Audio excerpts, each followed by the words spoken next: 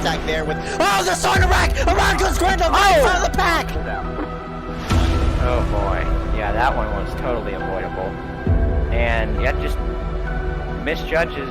Number 40, but looks like it won't happen. He's trying to split the middle. They're wrecking! Oh no! They're all wrecking! Everybody! Great job of, contact with the neck code is gonna cause a big pile. Big crash! Oh my god! Oh!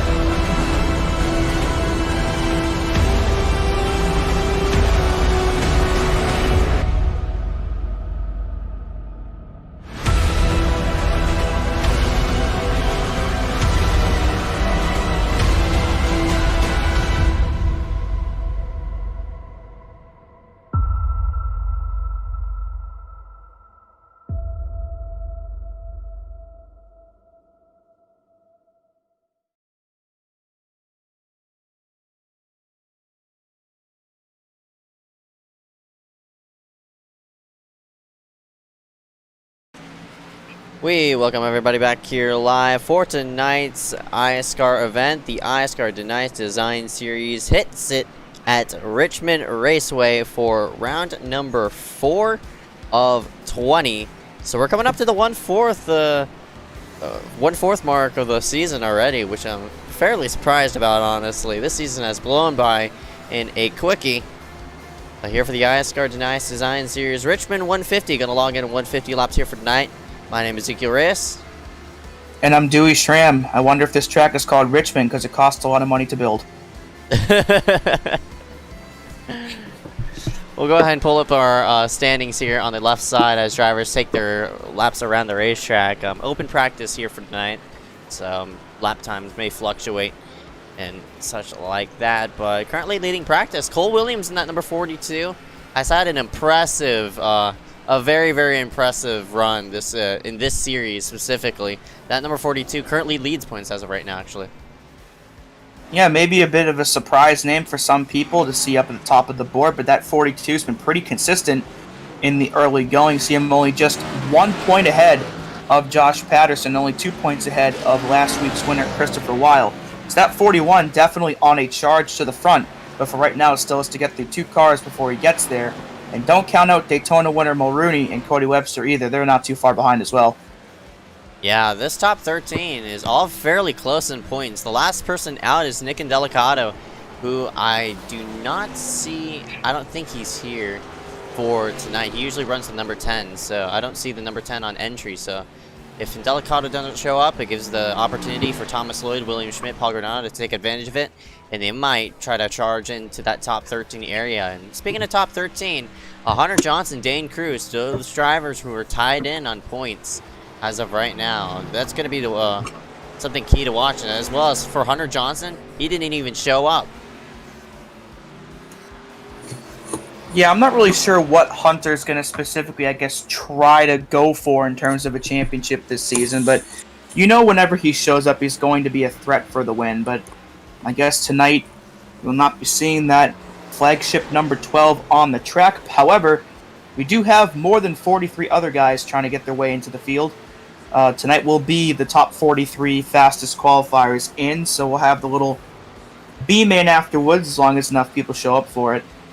But practice is winding down here, and before we brought up the point standings, I noticed there was only about a 2/10 gap between the fastest in practice and about 20th place.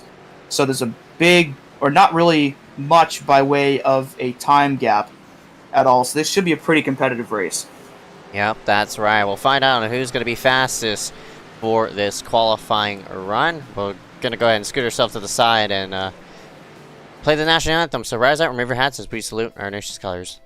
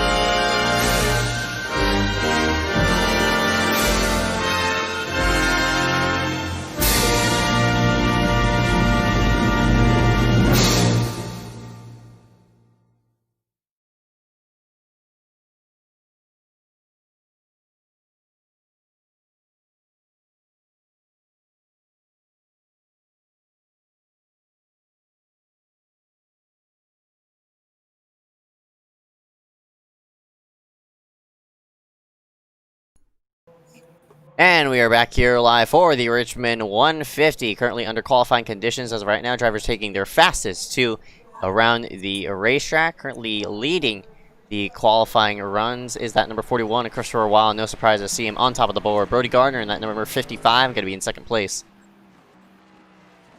Yeah, good run for Chris so far, at least in qualifying. Mentioned earlier, won last week at Atlanta, so trying to make it 2 in a row here tonight for that SPM team. See his teammate there, Nick Miller, in third. So SPM 1, 2, 3 at the top of the board at the moment, but will they be able to stay there during the race? Oh my goodness, that is not good for Peter. Hopefully that was after he completed his 2 laps. Oh yeah, it is. He works himself into 6th, so it's a good thing, because qualifying is super essential. You can't screw up qualifying or else you're going to be in a bad position. Agreed, and before we go any further, I would just like to take a moment here to celebrate the life of Alex Trebek. I'm sure a lot of you have heard the news already that he lost his battle with pancreatic cancer this morning. Fought really hard to beat it over the last year and a half, but unfortunately it claimed him this morning. And of course he was known for hosting Jeopardy for well over 30 years, almost 35 years. A lot of us grew up watching Jeopardy, I'm sure, and he will be dearly missed for sure. Yeah, that's right. Nobody will fill the shoes of Alex Trebek, but man, it really sucks to see him go. I'm guessing you, both and me, watched him growing up as children on Jeopardy. Yeah, I used to go over to my grandparents' house every Wednesday for dinner, and we'd stay to watch Wheel of Fortune and Jeopardy. He'd always be on the TV, and it hurts. Yeah. I mean, it's like you're gonna see him on the TV every night, and now he's not there anymore. But yeah. Sucks. I mean, hopefully they find somebody to replace him, but it's going to be hard to, like you said, fill those shoes. But what a life and what a legacy he leaves behind. Yep, that's right. Minute left here in qualifying, while still on top of the board by under a tenth on Brody. Looks like Josh Patterson has gotten by Nick Miller for the 3rd spot by a single thousandth of a second. And Aiden Kirker there in the 39 tied with Nick. So there's quite a few close times. And there you see Cole Williams get himself up into 3rd. So it looks like we're seeing an even smaller time gap. Kenny wrecked his qualifying run. That, hopefully he got at least 1 lap down. No, he didn't. He didn't even get any laps. So that's going to be out for him. Oh, that sucks. But at least from the top 10, I think we're seeing an even smaller time gap between the first, or the leader in qualifying, and 20th, so looks like they've tightened that gap up a little bit. But that's really unfortunate for Kenny, because now he's guaranteed to not make it in to the race tonight. So that'll do it for qualifying, and congratulations to Christopher Weil on picking up the pole. So our DNQs are going to be Hunter Rupp, Matthew Klein, Eli O'Quinn, Quinton Warman, Peter Kenny, and Thomas Lloyd, and Keelan Belshaw, but not good for Lloyd. He's around the cut line. Not a race you wanted to miss. I think he was around 14th or 15th in points, something like that. So we'll get you the B main here. I'm not exactly sure how many laps it is, but I would imagine no more than 15 here for tonight. Hunter Rupp, the first car out of tonight's field, of course, will then be the pole sitter for this. Looks like we only have 3 cars. Yeah, by the looks of it, only 3 drivers going to line themselves up for this 10-lap sprint. So it shouldn't take too long to log in 10 laps unless these drivers wreck somehow. But again, it'll give us a preview on how night will go. You saw right there during qualifying, a lot of drivers spinning on that initial lap. So for all these drivers, unfortunately, they didn't log in a good enough lap, put themselves inside that top 43, so their runs are screwed. Bit surprised to see Quinton Warman not in the field. Of course, he won the pole at Dover last night, and unfortunately for him, follows that up with a DNQ tonight. So hopefully he'll be able to rebound next week, wherever we are. I forget off the top of my head, but yeah, it looks like only 3 out of the 7 cars will take the green here in the little B main we have. So I wouldn't expect too much in terms of like actual racing action, but maybe some guys that are waiting for the race could maybe learn like a little bit. I don't know, Yeah, that's but right. maybe get something. Yeah, that's right. You bring up a great point for all these drivers who are sitting back and watching these 10-lap sprint. It gives those drivers who made it into the race, of course, a bit of a break, as well as learning off of what these drivers are, what they're gonna do and how the car feels out on the racetrack. Because, of course, they're gonna be watching here rather than being in the car themselves. So, it's gonna be interesting for those drivers looking from a third-person perspective, and for this 10-lap sprint. Speaking of the devil, we're actually going to Dover next week. Oh wow! So funny how that works. Yeah. Yeah, for Warman, he might be liking that. Maybe he can try to get himself back on track here, and maybe follow up his Dover pole last night with maybe another one next week. Yep. But Hunter Rupp, Quinton Warman, and Peter Kenny, the 3 DNQs that'll be joining us here for the B main. Thomas Lloyd, Keelan Belsha, Matthew Klein, and Eli O'Quinn will not. So we're actually going to do a whole pace lap, I guess. Yeah, on short tracks it's usually 2 pace laps that iRacing sets down. For Dover, for some reason, it's only 1, but for Martinsville, Bristol, and Richmond, it's 2 pace laps. So. The suspense is killing me here. Yeah, it is, but there's only 3 drivers. It shouldn't be killing you too much. I mean, like, all jokes aside, I mean, I hope something cool happens in the next 10 laps. I mean, with only 3 cars, it might just, maybe it'll look like a practice session, but it looks like they might be messing around. It might take the start 3 wide, but... Yeah, Kenny in 19. We'll see. Got 2 Supreme cars in this field, by the way. Max Urich jokingly saying in the chat, if neither of them wins, they're both fired. And we're green here for 10 laps, and Kenny got a good jump off the start, and he'll look underneath his teammate here, Rupp, into 1, and will take the lead away. And looks like Warman will get second. So not the start I guess Rupp wanted, lost both of his spots within 2 turns. Warman in the 94, you see Rupp go way high. It seems as though he's really tight. Oh, speaking of tight, opposite right there, right up off the corner for Kenny. Loose there on that machine, and he falls into the hands of that 94 as Rupp gets in the mix. They're switching all over the place, even though there are only 3 drivers here. Still putting on a show for this little 10-lap sprint. Well, we saw Peter get loose in qualifying as well, and he ended up in the outside wall, so maybe that's an issue. Wasn't able to get fixed, and there he sees... Oh, no! And he turned his teammate! That's and right. I think... Oh... But I was just mentioning, I think Peter just was too loose coming into tonight and wasn't able to get that adjusted, and you saw it affect him in qualifying, and you just saw it affected there.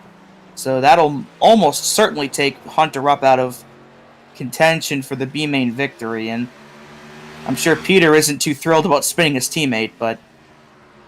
So Warman still leads, 7 to go. I mean... I think you've seen all you're going to see. Yeah, just about. Yeah, not really much to say about, but I guess we could use this time to go over some pre-race analysis for tonight. We'll pull stats here on the left-hand side for the viewers here from tonight. 0.725 is the Richmond track length. No other configurations unless you want to run it backwards. Elevation roaming around 200. That'd be fun. Yeah, that would be fun. Elevation roaming around 200 above sea level, and time of day is 15 o'clock, which is that's like 3 p.m. basically. Yeah. Yeah, it's military time. And 40 miles per hour for the pit road speed would not shock me if we see some speeding penalties at some point tonight. 4 tire sets for 150 laps, so we'll see how they can conserve their tires for this race. 80 to 85 laps for the fuel window, so that's probably going to be a 1-stop race, maybe 2 stops at the most. Yeah, the fuel window is going to be around 75. I mean, the tank is cut into for 75% just to allow for more stops to be made. and 4 extra tire sets to be spread along 150 laps. So not a lot of sets to be offered here in the Xfinity Series, which makes it a bit more interesting, because usually in the truck show we run 1 or 2 extra sets. That's not 1 or 2, but usually a bit over of what should be ran. 1 or 2 sets extra. Here we take the 2 to go signal for Quentin Warman, and that number 94. He's looks like Didn't he's have gonna to do a whole lot. Yeah, doesn't have to do a whole lot. But for all these 3 drivers who did hit the racetrack, they're going to be able to get a bit of points. I mean, it's not a lot of points, but points are Better points. than nothing. Yeah, white flag here for the B-Man. I mean, there are more points than you would have gotten if you didn't show up to the B-Man, I guess. So, Yep. I mean, pretty much you just had to grid and got yourself a minimum of 6 points. So, even though Hunter got spun on lap 2, we'll still walk out of here with maybe 3 or 4 more points than he would have. But checkered flag out here for the B-Man, and Quentin Warman wins for the easiest race he's ever won here on iRacing. Yeah, and that will add another name into the books for our B-Main winners. Max Yerk, I know one of those B-Main winners. I think Peter has won a couple of B-Mains or sprints. I don't want to call them a B-Main because the winner of that B-Main doesn't really transfer himself into the main race, so we'll just call it a sprint race. Well, whatever terminology you want to use, we are done with it here, so we'll move on to the main show for a full 43 car field. So you'll see quite a bit more action than what we just saw over the last 10 laps. We'll probably, I don't envision that we'll end up using this entire happy hour period, but well, my iRacing just hit the hay. Did it crash? Yeah, it just crashed. I have no idea how, but we'll try to get. Well, that's a problem. Yeah, that is a pretty big problem. So Shout out to Ray Alfala. There he is on the screen. yeah, we'll go side by side for commercials, as we'll go ahead and try to get this situation resolved. So we'll be right back after this.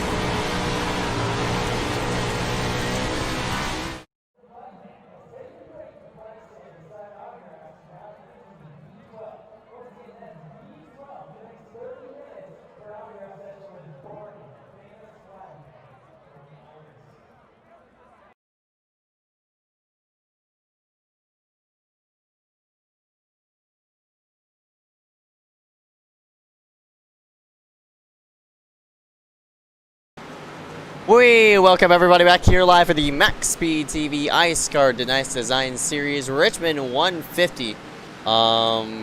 Yeah, we had a bit of a technical issue as iRacing hit the hay there for the moment, but we are back. And Attempt number 2. yeah, attempt number 2 at this. So, currently under warm-up conditions as drivers take their, sweet old time getting around the racetrack. But 43 drivers now locked themselves in. It should be interesting to see on how this will all go, as I see a couple of people are sort of flying on pit road right now, but having a bit of fun as... Hopefully you don't see that during the race. Yeah, hopefully we don't see that during the race. That'd be pretty bad, but... Yeah, I mean, it wasn't necessarily intended to happen, but of course the issue there, maybe gives an opportunity for some guys to, I don't know about making some last-minute adjustments or maybe figure out something they maybe weren't sure about. Just a couple more minutes to do whatever, I guess. And if you're a good amount of people here, I guess try to flip over on the backstretch, but...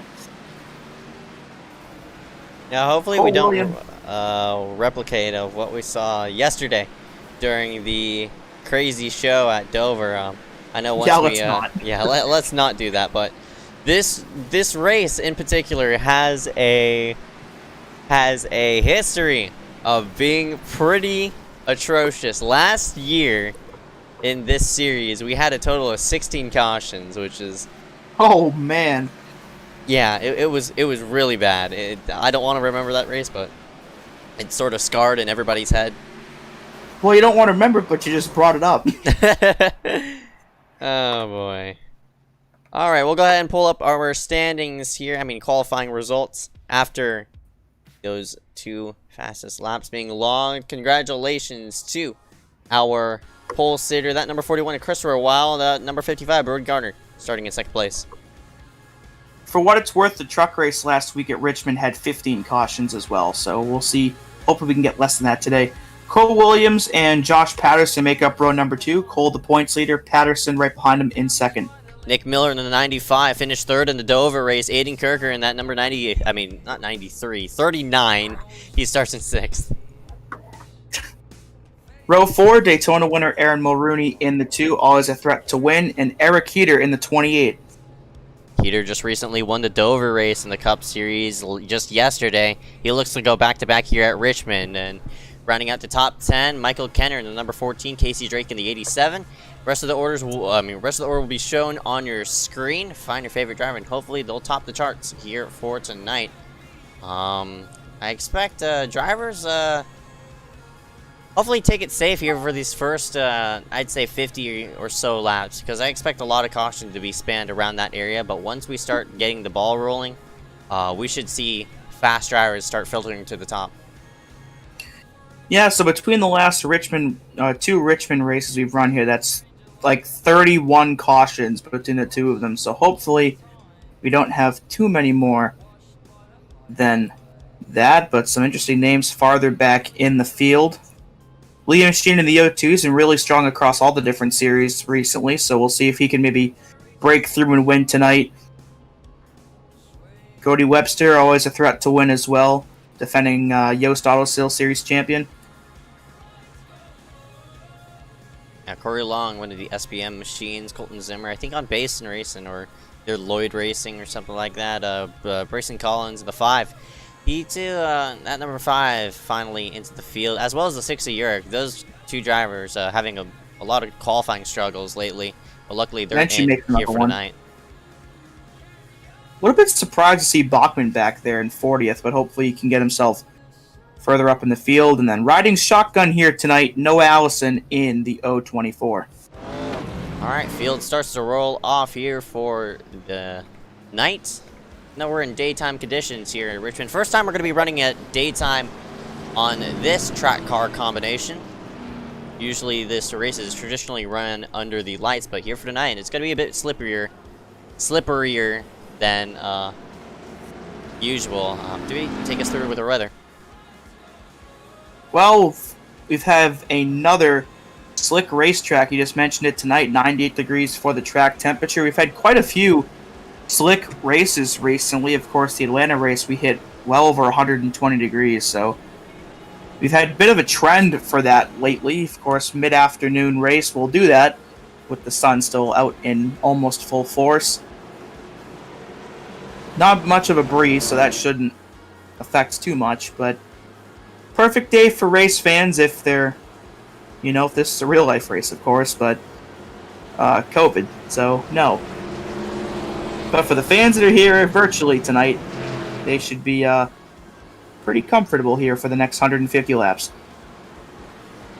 A couple new restart rules in effect here for iSCAR, so hopefully we won't see too much restart, too much restart action, I guess you could say. Hopefully drivers won't drive it into turn number 1 and might overdrive it and, cause a big wreck, and that'll be a big mess from there. Pace car scoots itself onto pit road, kicking off the 4th round of the season. The number 41 of Christopher Weil will lead it to the green flag. Let's go racing here at Richmond. In SPM front row here into turn 1, as of course still totally side by side just off the initial start. Brody trying to make the outside work down the backstretch from second place, but it looks like he's not quite able to clear that 42 of Cole Williams, the points leader, trying to get up into second place as we complete the first lap. Yeah, because they're side by side for the second position, it's allowing that number 41 of Christopher Weil just to fly away. And someone was stopped on the apron. Yeah, they're encountering lap traffic already because some drivers elected to start on the on pit road. So people like the 83 Joe Berge, he's in the midst of he's still on the lead lap, but he's about to get put 1 lap down. May not have been a smart decision there. I totally get pit road starting considering the history that we have here in iSCAR Richmond, but considering you end up getting lapped that quickly, I'm not really sure what the logic there was, but we'll see how that all plays out in the early going. Michael Kenner up there in the top 10 early. Good run for him so far. Hopefully he can save himself up there and collect a good finish. Looks like Patterson might be falling back a little bit. That's a pass by Mulrooney for 4th. Yeah, and this is something similar we saw it at Dover last night as drivers pit road started. Unfortunately, they got lapped really easily, but luckily with the amount of cautions that we had, they sorted themselves out before halfway. But here at Richmond, you want to pit start when you only want to pit start when I'd say on speedways only. On short tracks, you're going to be close to getting 1 lap down, and for those drivers who actually did get lapped, like that number 90, Malachi Drake, Jeremiah Bethune in the 05, they're in big trouble as already a first DNF of the day. Bridger Olson looks like a bit of connection issues, probably. He is dropped out of the race. Yeah, I don't even know if the 59 started, but a tough break nonetheless, regardless of the reason. But it looks like, yeah, you just mentioned Berge. Shocker, he's not in a Red Bull scheme tonight, which is like the first time probably ever that's happened, but looks like he's about to go a lap down here from our leader, who's started to pull away from the rest of the field. Already a 1.1 second lead between Chris and Brody. So the 41, definitely the car to beat here in the early going. They go side by side for second. Looks like 3rd place as Mulrooney works himself down low. It's Miller in the 95 who really started to fade a bit. Kenner might have gotten loose right up off the corner, but he works himself to the bottom side of the 42 and move another Nova car inside this top 5. And he's trying to drag his team owner, that number 06, Josh Patterson, who had a nice run at Dover before a bit of contact. That 06 currently runs in the 6th spot. Yeah, Kenner's got a good car so far. I mentioned him when he was still in 6th. It looks like Bethune's going to go a 2nd lap down in the 05, so pit road starting definitely did not work for him. But I'm curious. Kenner isn't usually someone we talk about in terms of competing week in and week out for a win, but up there in the top 5 so far, this could be the race where he really shows everybody what he's capable of and maybe gets himself, maybe not in victory lane, but even a top 5 finish I think would be huge for him. Bethune in the 05. And the wall. Well, yeah, he's trying to stay right up against the barrier. Of course, there's a line of drivers. Yeah, the line of drivers right behind him. It's gonna be hard for that 05 to slot himself in line, and unfortunately, he's still. Oh, big wreck right behind. Oh wow, Lacey Cool involved in that. There's Blake Kennedy in the 175, and a couple other people turned around, so that's going to be a great break for whoever the first car lap down was. I think Burgee was still on the lead lap, whoever's behind him. And this started around Cool and Kennedy, and I think there may have been a stack up here on the inside. It looks like Kennedy. Oh, I was about to say, if he washed up in the Aaron Brown. Oh, wow, look at the other cars that got damaged in that. Bundren and that orange and blue car ran into Lacey. There's Bundren, and then boom, who's that other one? Looks like Mitch Hobbs. And did Granada just get out of that with no damage? I'm not really sure. I think, I want to say... Oh, yeah, Kennedy, he did. I think Kennedy may have slowed down. I think he may have overshot the corner and put the brakes on so he wouldn't end up running into Aaron Brown on the 151. And when he did that, Lacey couldn't anticipate, ended up running right into him. Yeah, right there, I think he let off, and there's your stack up. Yeah, he probably Pretty typical of short tracks. Yeah, that's right. But he probably had to jam on the brakes or lift out of the throttle, lift out of the gas to prevent from washing into the 151 of Aaron Brown, who's really tightly pinching. So, not really anything. That 175 of Blake Kennedy could do. So, very unfortunate to see an early wreck here. I think he may have hit the apron, which certainly didn't help the case. But looks like you've got some people towards mid-pack, maybe getting their first of 4 tire sets of the night. In which case, I'm a bit surprised they're actually taking them that early. Only 13 laps in, only having 4 tire sets. I'm not sure if I would agree with taking one with such a huge portion of the race still remaining. But we'll see how that works out for the people that did. And looks like Burgee is, in fact, the free pass, so he was actually on the lead lap. Whoever's behind him got it. I'm not sure who that was. It would have been the 90 of Malachi Drake. He's somewhere. Yeah, he's somewhere in this field. There he is, 29th. He may have stayed out, but... So we'll get him racked up here and rolling shortly. Christopher Wiles led every lap so far, all 14 of them up to this point, after winning the pole and winning last week at Atlanta.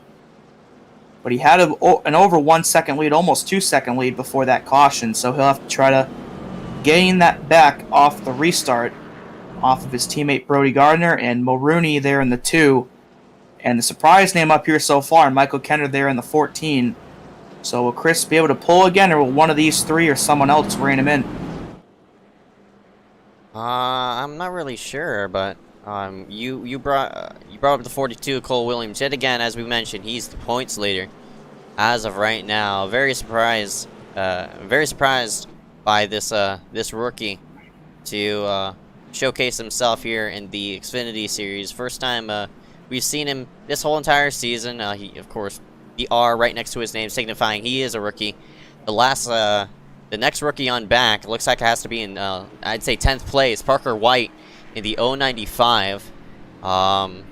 He's one of the rookies here for tonight, as well as Aiden Kirker and the number 39. So a rookie in 5th, 10th, and 12th as of right now. Yeah, Cole came into tonight the points leader, but I believe he's down by 2 now with a 4-spot gap between himself and Weil, and with Chris getting currently 2 bonus points. So Chris currently with a 3-point lead over Cole Williams, but of course still 134 laps to go to figure out who will walk out of here with the top spot. Pace car gets out of the way, and we're back underway here at Richmond. Bit of tire spin there by the 06 of Patterson. It's hard to restart here at Richmond since you're sort of starting with that right rear already taking some force, since you're starting at the edge of turn number 4.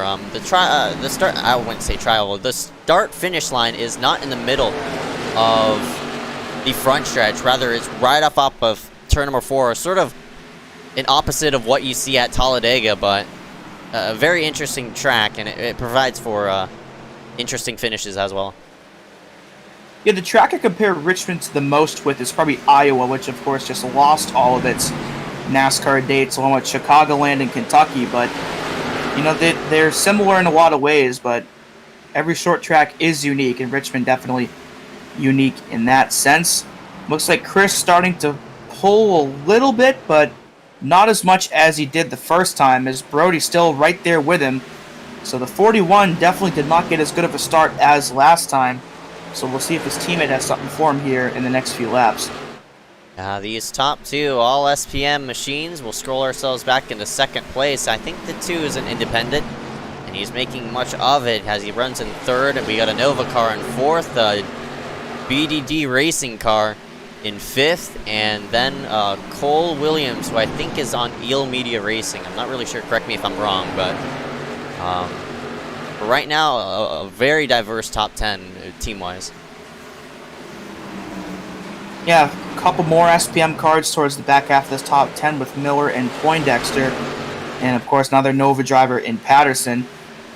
But I think SPM and Proximity have definitely been the 2 teams to beat so far this season. But still plenty of time for another team to rise to the occasion. And at least for right now, I think Nova's trying to be that 3rd team in the mix.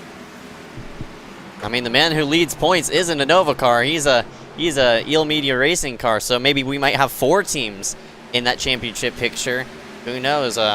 It's still a far ways away, but already some teams are definitely filtering to the top. 22 laps complete so far here at Richmond. Chris is still at every single lap so far, but as he just mentioned, hasn't quite pulled away from the rest of the field the way he did on the initial start. But I think he's starting to get a little bit more of a gap, but definitely slower than before. Yeah, of course, that side-by-side racing off of that first restart with Brody Gardner and I think it was Michael Kenner, they got stalled up just for the moment, and that allowed the 41 Christopher Wild to really pull away. But this time, Brody was able to slot himself in line, and now he'll have a pace and a chance to get back at the 41, but it's slowly losing itself, and the 55 slides up the racetrack, and here comes Mulrooney. Yeah, that's the opportunity the 2 car needed, and Brody's going to try to pinch him down to try to maintain that spot. But out of 2, looks like Aaron will indeed take over second place, but Brody's hanging tough there on the outside. This might be more of a battle than I anticipate it being, but Brody's doing everything he can to hold on to second. But as these 2 battle side by side, here comes that 14 of Kenner trying to make it a 3-horse race here for the runner-up spot. Kenner's not really getting in the throttle as soon as he sees the exit of the corner. Again, these low downforce cars are very hard to wheel around the racetrack. Honestly, in my opinion, the hardest car on the service, NASCAR-wise. Looks like Kenner got a bad turn 4 there, but still within reaching distance of both of these guys in front of him. See Heater there in 5th. Miller's gotten himself up into 6th. He's getting a spot at the start, and Mulrooney and Brody make contact. Mulrooney's into the inside wall, and Miller ends up running into him, and that will bring out our second caution of the night.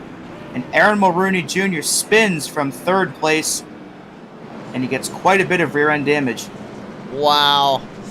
That sort of gave me a bit of flashbacks of what we saw at the Dover race, in which Mulrooney tried to clear right up off the corner in 4. I'm not sure what really happened there. That was honestly fairly sudden. I think Brody might have bounced off the wall. This will give us a good angle what happened.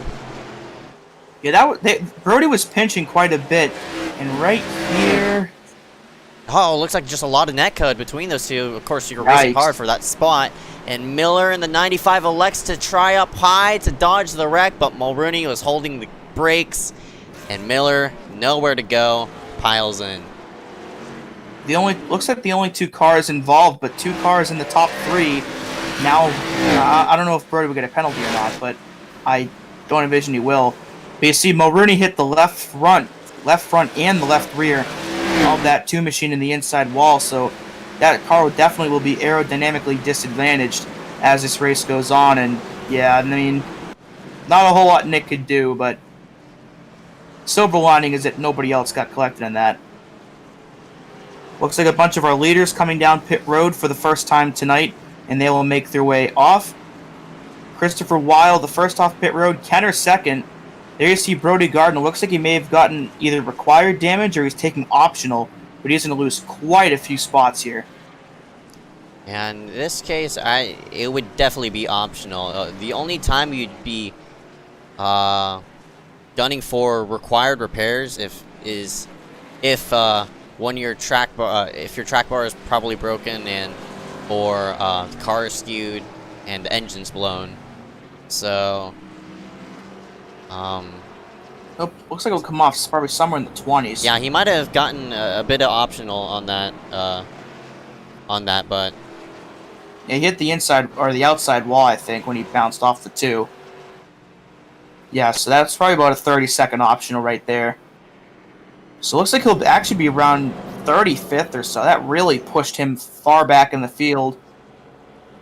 And Mulrooney as well. And it looks like 10 people actually stayed out. So Patterson, Granada, Burgee, Zimmer, Webster, Menchu, Schmidt, Bundren, Collins, and Clappert all stayed out. So we have an entirely new top 10, at least for the restart. And Christopher Weil, who's led every lap up until the caution, looks like will restart himself in 11th. And with still this early in the race, I mean, it's entirely possible that some of these guys could stay out there for a while. yeah, no doubt about it. But man, look at that. A bit of a difference there. Of course, top 4 stayed out. The whole entire top 9 stayed out, but positions 5 through 10 all pitted. Looks like a previous caution ago. Yeah, the first one with Blake Kennedy. So 5th through 10th, I think, might be able to stay out even longer than 1st through 4th. But I can understand Patterson's reasoning for staying out, of course. He came into tonight, I think, 2 or 3 points behind Cole Williams for the points lead. So just by virtue of staying out, Patterson picks up a bonus point that should help him towards his championship hunt. Oh, that is correct. Again, we hand out bonus points with 4 ways. No incidents, race winner, leading laps, and most laps led. I think there's a 5th one, but I can't name it off the top of my head. But for Patterson, he's leading laps, so that'll add an extra bonus point to his resume. And I'll put that toward the standings as we get ourselves set for another restart. iSCAR will scoot itself onto pit road, and the top 2, Nova, will lead it to the green. Looks like Joe Berge in the 83 spun his tires just a bit. Colton Zimmer in the 09 was looking to the underside of him, and the scramble here for this 3rd spot. But an early caution will be brought out. Looks like toward the rear as... Yeah, there was probably a big stack up somewhere. Looks like Corey Long may be one of the ones involved in this. And what in the world happened here? Oh, looks like it might have happened right in front of him. Is this the caution? Shouldn't be. There's no way that's the caution. That'd be there you go. Oh, here it is. Latham Joyner. Joyner. What happened here? Just all by himself. He was just trying to get going, put the power down too much, and around he went. Oh, no. I think they were catching up to the field and just lost it. I think he may have just alt that forward. Yeah. I'm not sure, but... Well... That happens sometimes, but... In that brief period we were green, Paul Granada actually managed to get by his teammate, Josh Patterson, so put the 04 into the lead for the first time tonight. Looks like most of the people that stayed out are going to stay out again, though Chris did pick up 2 spots before the cautions. He'll be 9th now. But that goes to show you how much of a difference new tires makes. I mean, we were literally green for not even an entire turn, and that 41 already picked up 2 key spots. Oh, so we'll try again here. We'll try again, and this will give some advantages to those drivers who stayed out.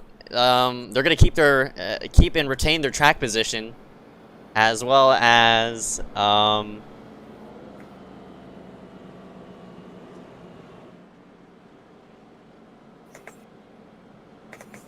looks like 2 drivers really fell off of that restart. Clapper in the 34 sort of fell out. Brayson Collins in the 5, he sort of fell out. This will give a lucky break to the 05 of Jeremiah Bethune. He'll get one of his 2 laps back. He's the only car lapped down. We saw him get lapped earlier, so Glad to see the 05 get one of those back. Yeah, I mentioned him earlier. The pit road started and lost, I think, 2 laps right off the bat. So one step closer to getting himself back onto the lead lap. And with him being 2 laps down and nobody else being 1, if we have another quick caution, he'll be right back on the lead lap again. But still 1-2 running order for Nova. Up to this point, of course, they both stayed out 2 cautions ago. Burgee was super close to getting lapped on that first run. Now he's up in 3rd from staying out.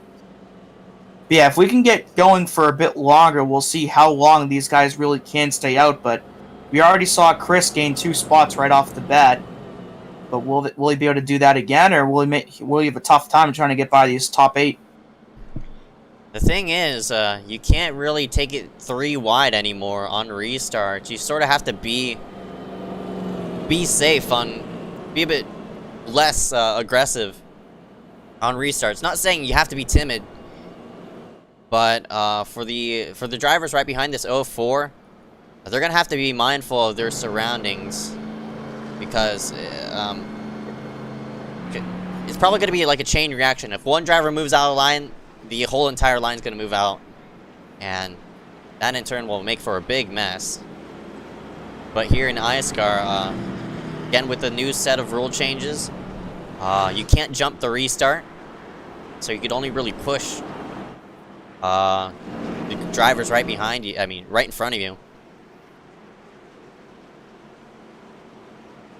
Can't take it 3 wide through the middle, unless under circumstances. Here we go.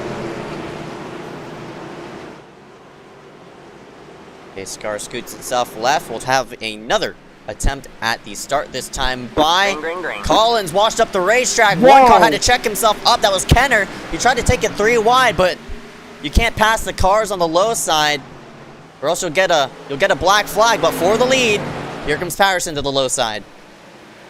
Yeah, and Chris got a great run off the start, too. He's already up to 6th place after restarting in 9th. That 41 already trying to get past these guys on older tires, but looks like he may have had a bad turn 3, and that's going to allow Heater to get one of those spots back. As Granada's still out front for right now, but here comes Cody Webster trying to get himself into the top 3 here. Whoa, the 28 of Heater worked himself down low. Whoa, there's not a tight. lot of space. Berg How is did he not make giving that the work? 9 a lot of room. And Chris is going to follow him right here into turn 1. They're going to go 3 wide again, and unfortunately they won't be able to battle that out, because we do have caution number 4 of the night. So let's see what happened here to bring this one out. And it looks like Brayson Collins, one of those, in some trouble. Now, Collins was one of the drivers who stayed out. Seems as though Garner got loose right up off the corner. Tried to shove it to the low side. Did not cause the wreck. Looks like the Aaron Brown on the 151 of Aaron 151. Brown. I think he may have gotten help. Oh, there we go. That's Dane Cruz, and who's that other car that got into him? Not really sure. Well, Number's not really visible on that car, but that whoever that is just really sent it in there. yeah, he was on the And apron. hit- Shouldn't have done And that. got Ooh. nowhere for Brayson to go, and whoever that was sent it up into Dane, and fortunately Dane got into Aaron, and there you go. Yeah, that's why 3 wide at Richmond doesn't usually work, but so it's trying to get confirmation on who that is. The number is really hard to see. It's like Noah Allison in the 024, but He started last tonight, and unfortunately all the ground he made up will be lost, because I'm almost certain that he will get an EOL for this. And yeah, just ended right underneath that yellow line and just got right up into Dane. Dane did a good job of saving that too, but he's lucky that 80 car didn't go around as well. And Patterson got by his teammate Granada once again, so the Nova guys have swapped positions here on the last 2 cautions.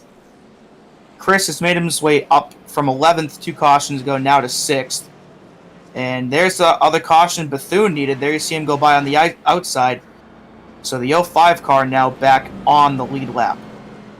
And I believe that's going to give us 41 cars still on the lead lap.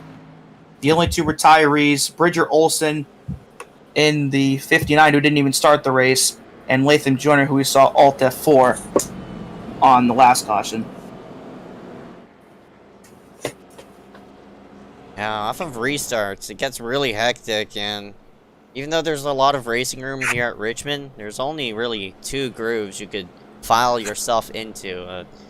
Right up against the yellow, which is the most preferred, and right around that dotted line where you can see the second seam is as they enter the corner. You don't want to be on the seam or else you'll get a bit loose, but for these drivers, as of right now, we'll reset the start yet again, go up and away. Curious to see on where everybody stands. Now it's going to be the 41 Christopher Weil with the freshest tires out of this top 5. I mean, he's not even in the top 5. It's actually the 28 of Eric Heater, the freshest tires. I didn't gotta look at him, but Heater made up a lot of ground on that restart. Of course, we saw him take it 3 wide into 1 and pass Webster and a couple of others, and he's taking advantage of that fresh rubber, but can't really put it to use since we're under caution. But we'll see with this upcoming restart and where he's gonna go.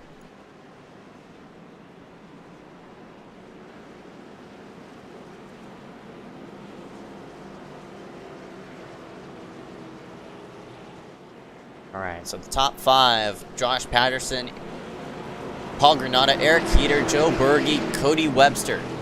Rounded out, Christopher Weil, Colton Zimmer, Carson Poindexter, Michael Kenner, and Glenn Bundren round out the top 10. We will go back racing here on lap number 46, working off our 4th caution of the night. iSCAR scoots itself left. Patterson will jam the throttle. We're back up and away. Oh, Granada! Oh, Granada! Didn't get a good someone restart. blinked out. That's Berge. There he is now. Oh, there he is. This is going to create a blockade for that 9 unless he wants to take it 3 wide. He might.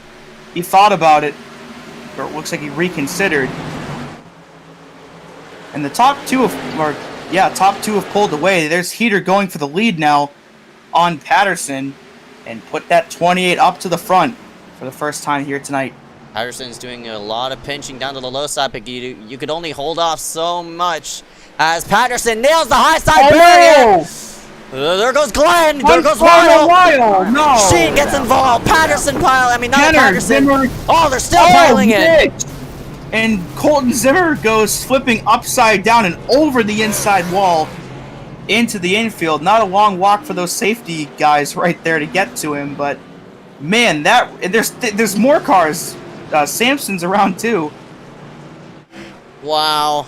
That all got started when the 04, he nailed the high side. He got really tight, and it's Parker White. Man, man, this is the typical Richmond big one. We've seen this quite a few times in the past, where one car gets the wall and then boom, it's a 10-car pileup. Bundren gets clipped. He clips Weil, Kenner and Sheen and Zimmer. Charlie Byer gets through that somehow, and so does Frimpong. Yeah, Kirker gets collected. Oh, Lacey misses it. Yeah, we'll have to see another replay of the initial start of this, because I think Granada got the wall. He must have had a problem. Yeah, Granada probably nailed the high side wall because he was probably trying to nail down the throttle as much as he can. Man, and once that... Nowhere for Weil to go. Came into tonight 3rd in points and led the early portion of the race, and he gets caught up. No fault of his own. Sampson tried to miss Weil and ended up going flying up into Kirker. And Mitch Hobbs with an absolute, no break into Colton Zimmer, and he gets sent flipping over and into the infield. Looks like Frimpong did get some damage. Okay, here's Mitch in that PNC number 89. So he sees the wreck in front of him. Oh, he ran into Nick, and then... Oh, he locked it down. He couldn't really do anything, and he got Colton. Poor Colton in that 09 really didn't do anything. Yeah, Mitch got right out of there. Yeah, so we've had our first flip of the night and managed to flip out of the racing surface. So a lot of the competitive Nova guys outside of Patterson get wrecked in this one, and man, up and over Zimmer goes. Kendrick and the 00 involved too. So that'll shake things up a little bit. hopefully that damage isn't race ending for anybody. Of course, you already saw Mitch alt F4. I'm sure Colton's probably done, but that's really too bad for Michael Kenner. We saw him up in the top 10 a lot tonight, and he got caught up right in the middle of that. But hopefully he can recover. Still 100 laps to go. Yeah, that's right. But man, we damaged a lot of drivers in that wreck, and we've now filtered out a lot of fast guys and from that wreck. So basically, the only drivers who I really see who have a shot at the lead for right now, the 28, the 06, and the 9. Everybody else is sort of jammed up or damaged. The 55 of Garner, he's still roaming around the top 15, but I don't expect him to get inside this top 5 anytime sooner. But man, that was a really big wreck. Hate to see it. Looks like some people that were involved in the wreck are actually staying out for the restart, including Glenn Bundren. And considering how big of a wreck that was, it's as quick of a restart. So Heater, Patterson, Poindexter, Webster, and Bundren, your new top 5. But I'm not sure if Bundren will be up there long with the damage he just sustained. But of course, these Xfinity bodies are composites, so they're more durable when they get hit. One car way up the hill, that's Blake Kennedy in the 175, near contact. Whoa, what car just... Someone just spawned, that's Liam Sheen out of the top 5. Well, another car just spawned into 1, I think. I don't know, that might have been off frame, or I'm just being... Guess not.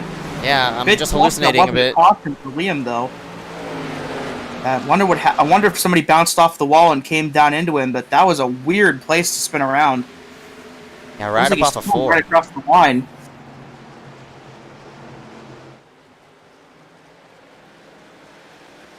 And Heater is taking the lead, but we will have a caution by the looks of it.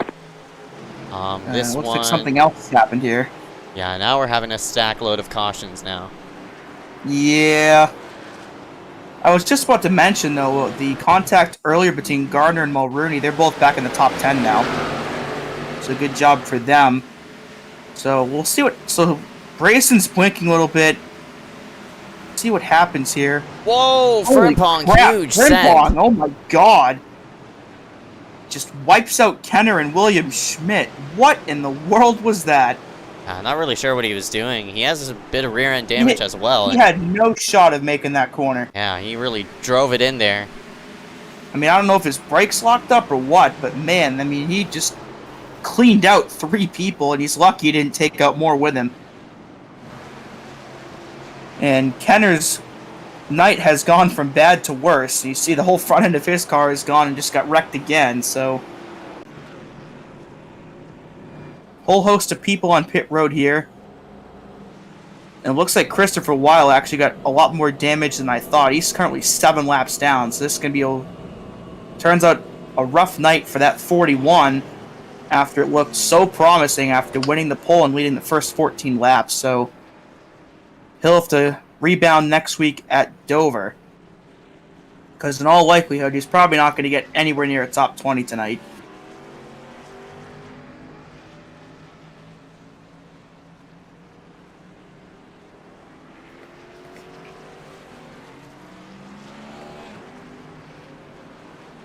Drivers working themselves right up off of pit road.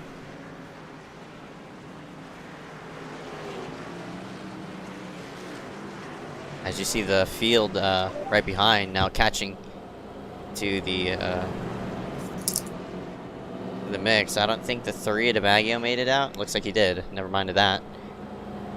It's when a minor wreck taking out a handful amount of drivers. 53 of Frimpong probably going to get penalized big for that one. But the top 5, at the very least. Yeah, for Heater, Patterson, Poindexter, Bundren, and Williams. Doing a fine job of staying where they need to be in.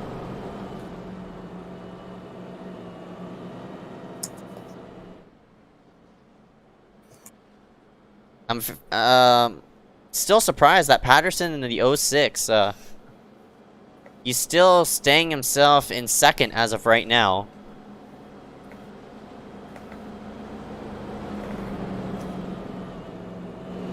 Yeah, Patterson's done a great job so far tonight. And with the misfortune so far of Christopher Weil, I'm not really sure where...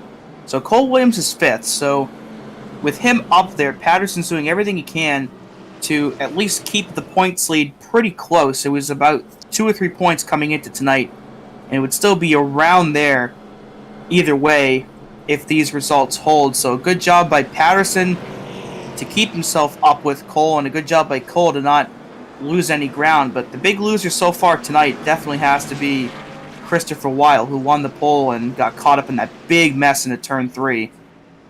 1 to go this time. And there's Mulrooney up into 8th after wrecking earlier. Brady Weileman in the 50s, up in this top 10 for the first time tonight. Good to see him up here. Still a lot of laps to go, though, for anything of some sort to happen. For Josh Patterson, though, in the 06, he has to be a bit mindful because, again, he's on very old tires. He's just going to pick the high side again. We'll see how this works for him. Worked for him the first time. Will nail the throttle down early and back up through the gears. Back through the gears they go. Patterson will slide himself into 2nd spot. And here comes Poindexter in the 21. Looks like he can't go anywhere. Got boxed in line. Here comes Bundren on the outside trying to make something work. Really surprised Bundren. Oh, we got another caution. Oh, yep. Alright, what is it this time? Looks like it's further back in the pack. And here's our culprit. Whoever it is probably done for the night. And that's Paul Granada. So he had similar to Michael Kenner, had a good night going, and it's just gone from bad to worse to downright ugly for that 04. And we'll see what happened here in the turn 1. Oh, straight up loose. Overcorrects it right into the outside wall. Nobody gets involved. Yikes. Yeah, thankfully nobody else got collected in that, but unfortunately another caution and the end of the night for the 04. We were doing pretty good, but we're starting to see an uptick in the amount of yellows we're seeing, so hopefully we can break free of that soon and get a green run going. But it will give us a chance to go ahead and drag in a couple of drivers into the booth. We'll go ahead and drag in a driver we don't really necessarily talk about. The man who was 2 laps down earlier. The 05 of Jeremiah Bethune into the booth. Hey, Jeremiah, you got a copy? Jeremiah, this is Ezeckiel Reyes up here in the Max Speed TV booth. You got a copy? I got a copy. Hey, Jeremiah, you were 2 laps down earlier starting from pit road, but now you got those back. What's your plan here for these next 100 laps? Honestly, just to survive, like Dover. This is pretty much just a battle royale race. You know, everyone's loose. No one likes this track that much, from what I've heard. And honestly, I'm not really that good at running it myself, so I'm just trying to run and just gain any position I can. Yeah, I see you're currently running in 26 toward the back. Are you just planning to survive since we're now having a span of cautions now? Oh yeah, pretty much. My tires are still sitting at 99% since we haven't been able to get like a good at least 10 laps in, so I don't think I'll have to be pitting for a while, at least for fuel, but yeah, just trying to lay back. Alright, bud, 10-4. That's the 05 of Jeremiah Bethune, currently 25th as of right now.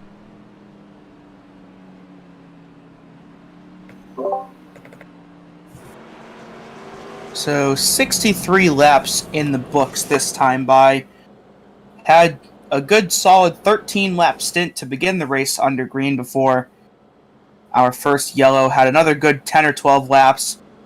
And since then it's been almost all yellows.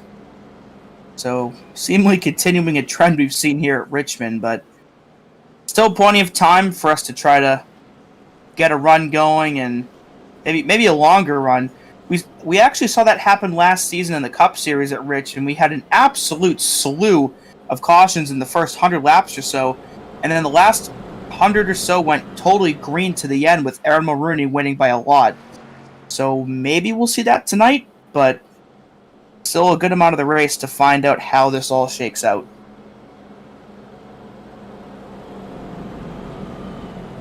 Alright, it's Heater, Patterson, Bundren, Poindexter, Williams, all the top 5. fairly surprised to see that number 37, Glenn, still in this mix. You see how damaged his machine is on the front end. Looks like that 219 racing machine doesn't seem to be as bad as I thought. He'll still have the option to, you know, come down for repairs. I expect like still at least 20-30 seconds of optional on his car, but since it's a short track, a bit of damage wouldn't hurt too much for that 37. It's the case. He's still running in 4th.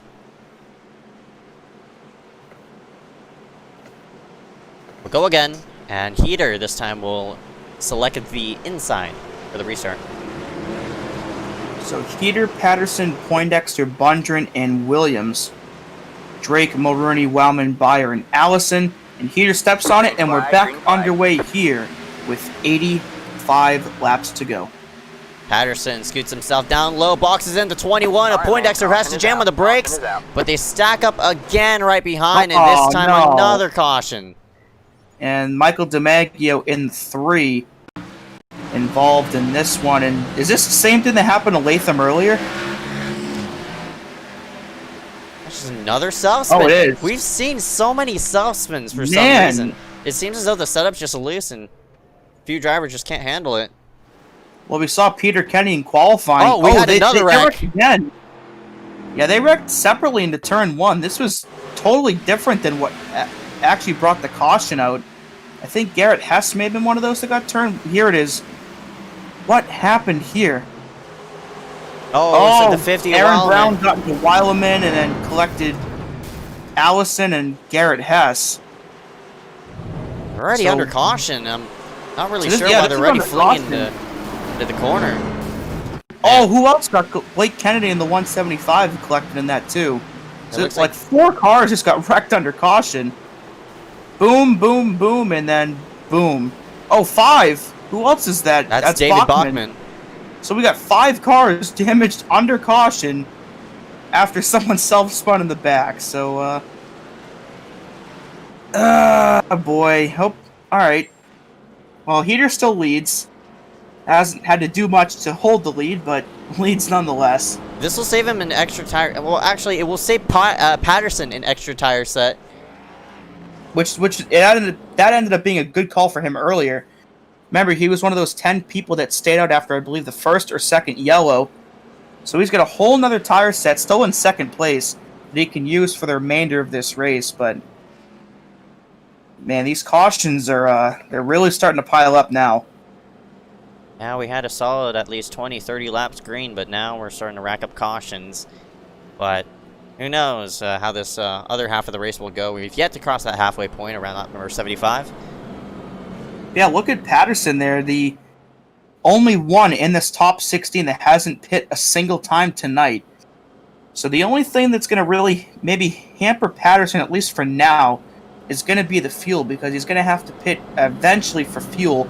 But those tires are holding up pretty well, considering he hasn't changed them a single time.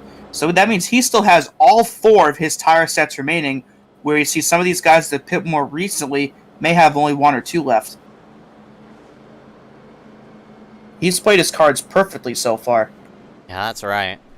So now this is something you've got to think about it. You know, if we still end up with this row of cautions, if we get one with maybe 10-ish laps to go, don't be shocked if Patterson ends up pitting from around here or so. You know, maybe restarts 10th or 15th and see if he can just work his way up through the field. Because it's entirely possible he may have, you know, maybe 2, maybe even 3 tire sets left at that point, and maybe nobody else will have one. Of course, all hypothetical, but something to keep in mind as this race goes on. But we're slowly hitting the halfway point here in a couple laps, so hopefully the halfway point will also be the turning point of the race. Yeah, you mentioned around with tire sets. How are you going to strategize with those final sets of tires that you've saved up?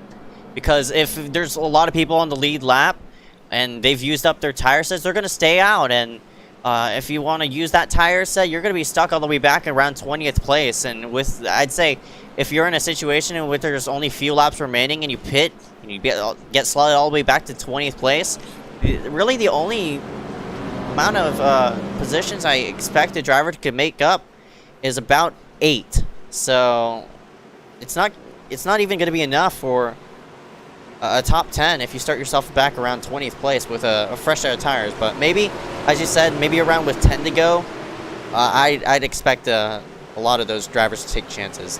Pace car scoots itself on the pit road. Heater elects the high side, and they go yet again as Glenn has a nice restart, but Patterson says no. Here comes Mulrooney, may take it 3 here into 1. Thinks twice about it, but a 42 didn't really get that great of a start, but looks like he's already started to recover from it as we have a big gaggle of cars. A lot of these are damaged here. 4 wide. 4 wide into turn 3. Christopher backs out of that, and he gets into Aaron Brown. They all save it. Of course, Aaron more than likely got the EOL for that caution wreck. Patterson slides up. Of course, he's on the oldest tires of anybody in the field, and Carson's looking for second now on the outside.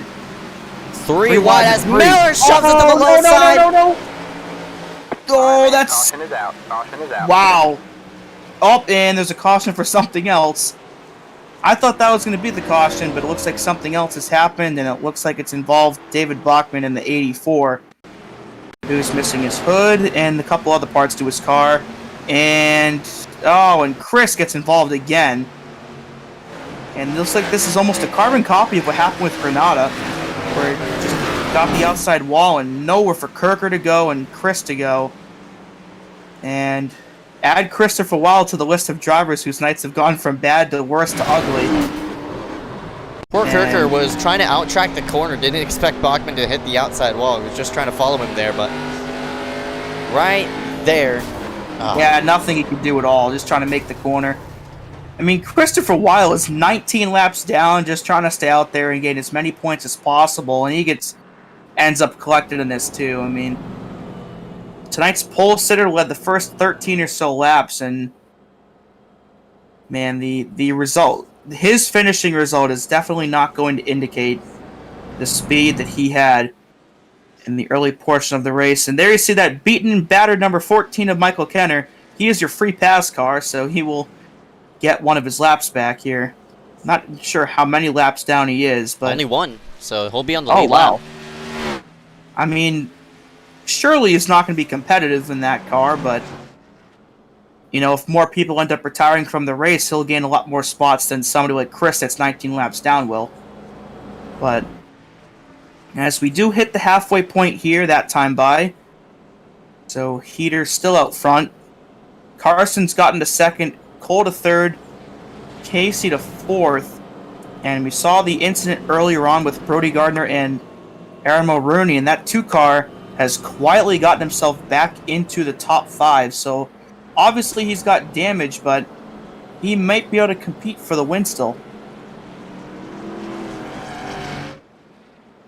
I'm curious to see on how bonus points are shaping out to be with drivers with 0 incidents. Currently that's being held by, looks like the 28 machine of Eric Keeter, 0x on his car, the 21 of Carson Poindexter, 0x, Cole Williams, 0x, 87 Casey Drake, 0x, and after that we scroll all the way back to 9th with Joe Berge, 0x, Henry Clapper, 0x, Josh Patterson, somehow 0x.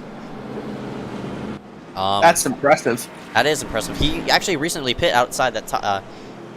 He just recently hit pit road, so Corey Probably Long. under this caution. Yeah, that's right. Corey Long now still 0x. That's about 6 drivers who are up in position to grab that extra bonus point.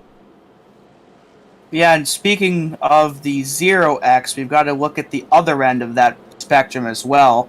With all these cautions piling up, I'm sure there's going to be some guys that might be close to either an incident limit penalty or a disqualification. So, of course, just as a reminder, if you get a 17x, you must serve a pass-through penalty.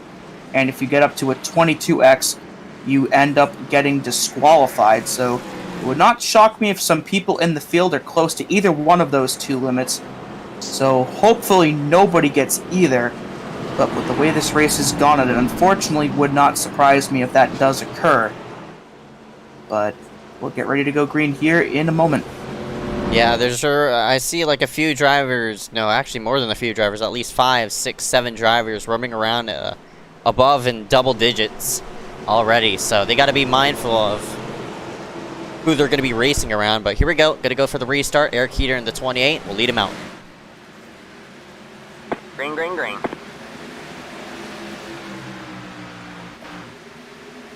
Three wide already. Miller shuts out Berge in the 83.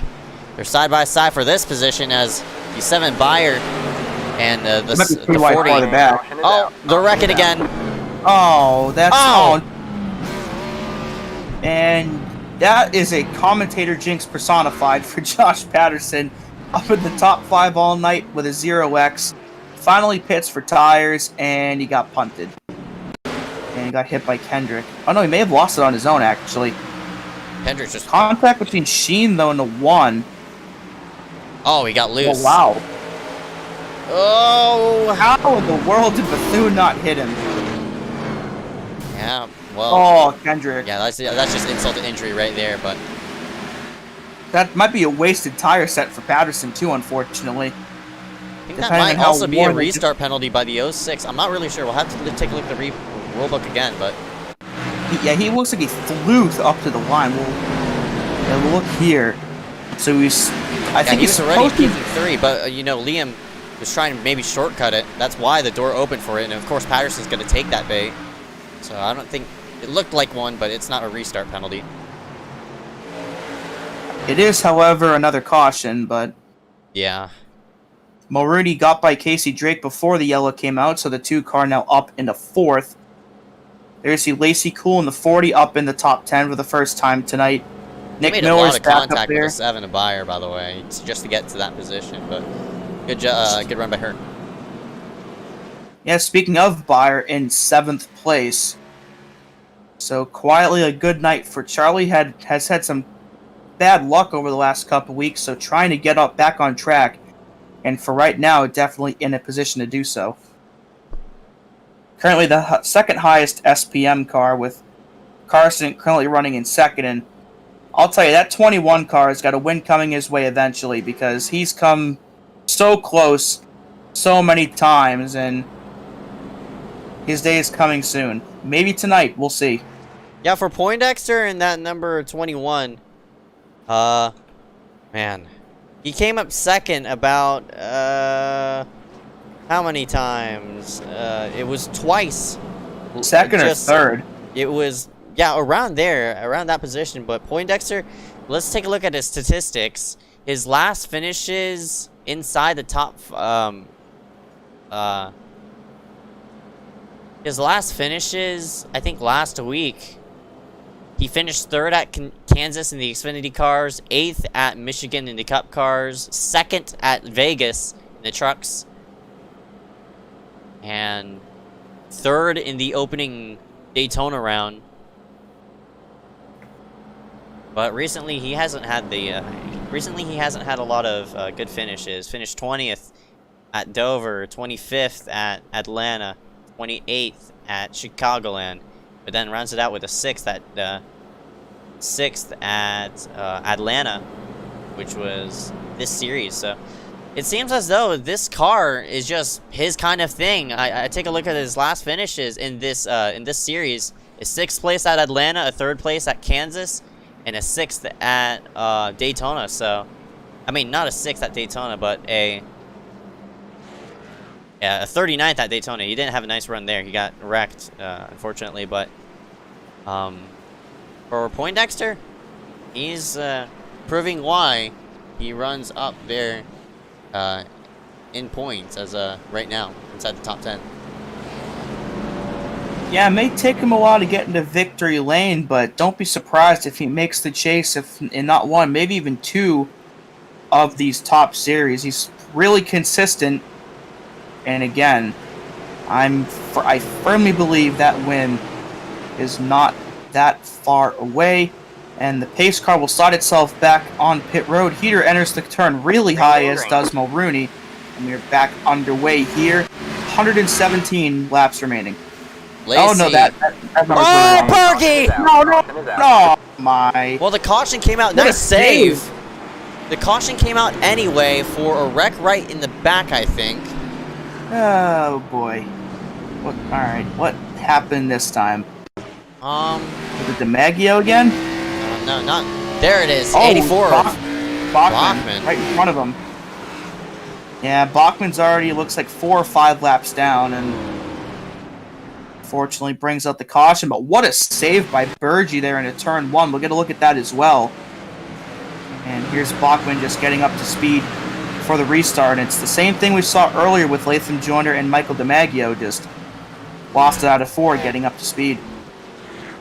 And of course, And we then had some secondary contact with the I think it was 83 of Byer Burgee. and yeah, it was. Yeah, and Burgee's dead sideways, saves it and keeps it off the wall. What a jog for that 83. There were 3 wide, and looks like Ooh, the Byer got 7 into him. Byer got into him. And That's the save of the night for sure, though. no doubt about it. There's going to be a look at the 40 of Well, she Lacey definitely Cool switched taking it lanes 3 before- before the start-finish line. She went from Definitely the top lane. switched lane. Yeah, I mean, it's not a matter of switching lanes. It's just a matter of fact if you jump the restart enough to make a difference. But that's not jumping the start. It's aggressive. I know it's penalizable in other leagues, but She may have gotten a penalty for it. I don't see her in the top 10. Ticker currently shows her nowhere near the top 10. so That- she might have hit pit road. Yeah, she hit pit road. Oh. So. But There's taking Michael it 3 Kenner wide as on the well. restart isn't illegal, but it's looked at.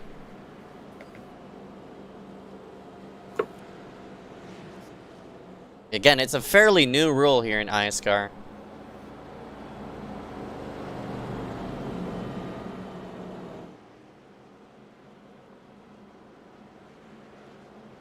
But as a non-control car, you cannot take advantage of 3 wide, whether it's outside or inside. Well, it says on the rule book for the outside, Lacey drove down to the inside, and she didn't get a black flag by iRacing. So I guess it'll fly by for now. Entirely possible that she could have pit anticipating an EOL anyway. Yeah, might as well slap on 4 tires. But caution number 11. So we're getting closer to that number we saw last week in the trucks, which is 15, and the 16 that we saw last year. So I'm hoping we don't get to that number, but unfortunately we're definitely trending in that direction. 52 of the 88 completed laps run under caution, just 4 lead changes so far. So Another stat to also fling in there is we're running 25 more laps than what we were the last 2 previous seasons. yeah, so we had 16 in 125. Yeah. And now we have 11 in 88. As one to go here. So Heater's still out front. I mean, Heater's led for like the last 30 laps, and with all these quick cautions, no one's really had that much of an opportunity to pass him. But there you see it. Heater's led at this point half the race. Carson's right there. Mulrooney picked up another spot, so he's up to 3rd now. And Cole Williams and Parker White round out your top 5. So 60 to go this time by. Can we get a green run in? I hope the answer is yes. We still have 60 laps to decide that as the pace car scoots itself left on the pit road. The green flag is out. Poindexter looked like he got a better restart than what I thought he did, but it looks like he now fades back. But On the wall, out of across the line. oh, I don't know if that was Burgee or someone else, but somebody hit the wall as they crossed the line. But it looks like no harm, no foul. whoa! But that's going to be close right there That into was Frimpong. 3. He got net coated by the looks of it. And we do complete a lap under green. I'm glad I can say that. Heater still leads into 1. Carson not that far behind. Here's a move by Miller underneath the 87 of Drake. That is for 6th. And it looks like Drake under attack as well from Joe Burgee. Drake with a big block into 3, and in the process also shuts the door on the 55 of Brody Gardner. So Casey trying his best to stay up there and doing a good job of it so far as Burgee scrapes the wall across the line. Birdie's doing a nice deal of pinching to that 55, but you could only pinch so much before the drivers are going to fling by past, especially in a 3 where the inside line is right there into the corner. But Birdie still staying tucked up to the right side of Garner for right now. He might keep the spot. Looks like the top 3 starting to gain just a tad bit of separation as Garrett Hess has an issue out of 2. But looks like that's been quickly resolved.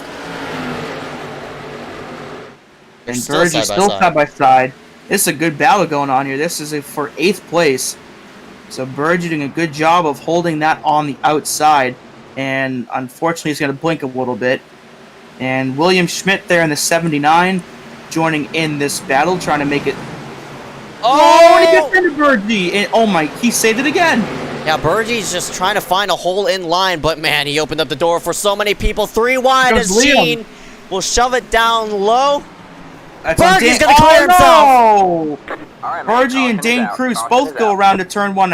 And somebody just hit Birdie. That's Aaron Brown. Corey gets into him. Sampson gets into him.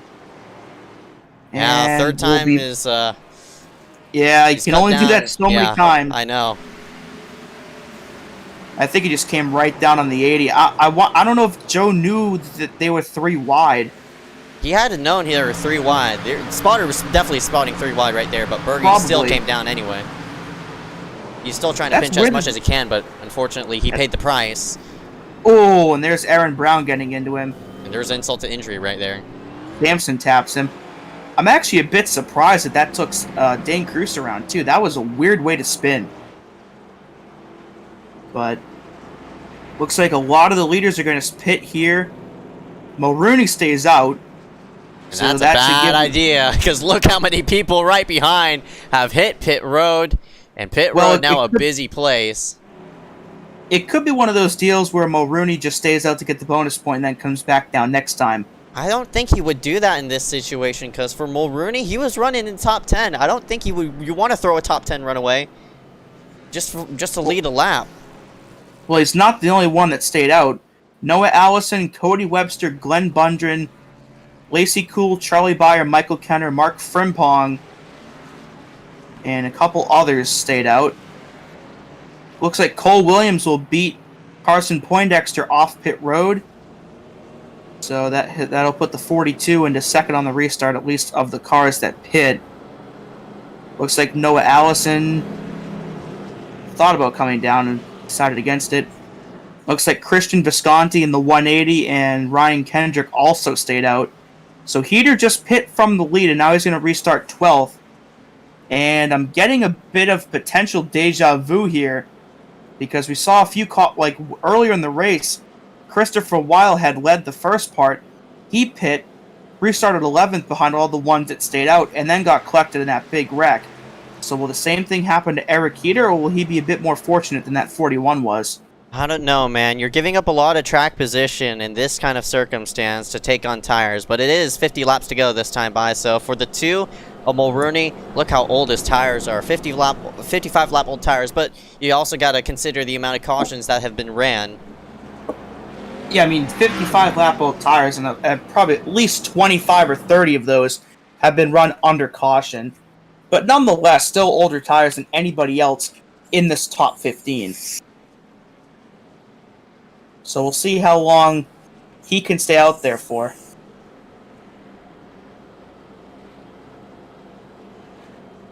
Yeah, so Mulrooney, I don't know. He's going to be able to probably fend off Noah Allison, but for Webster in that number 9, man, it's been a while since we've seen Webster in victory lane here in this series. Actually, the last time he was in victory lane in this series was last year in the at Daytona, the season opener. So for that number 9, he's definitely hungry for an Xfinity win. Long overdue, I think. Definitely.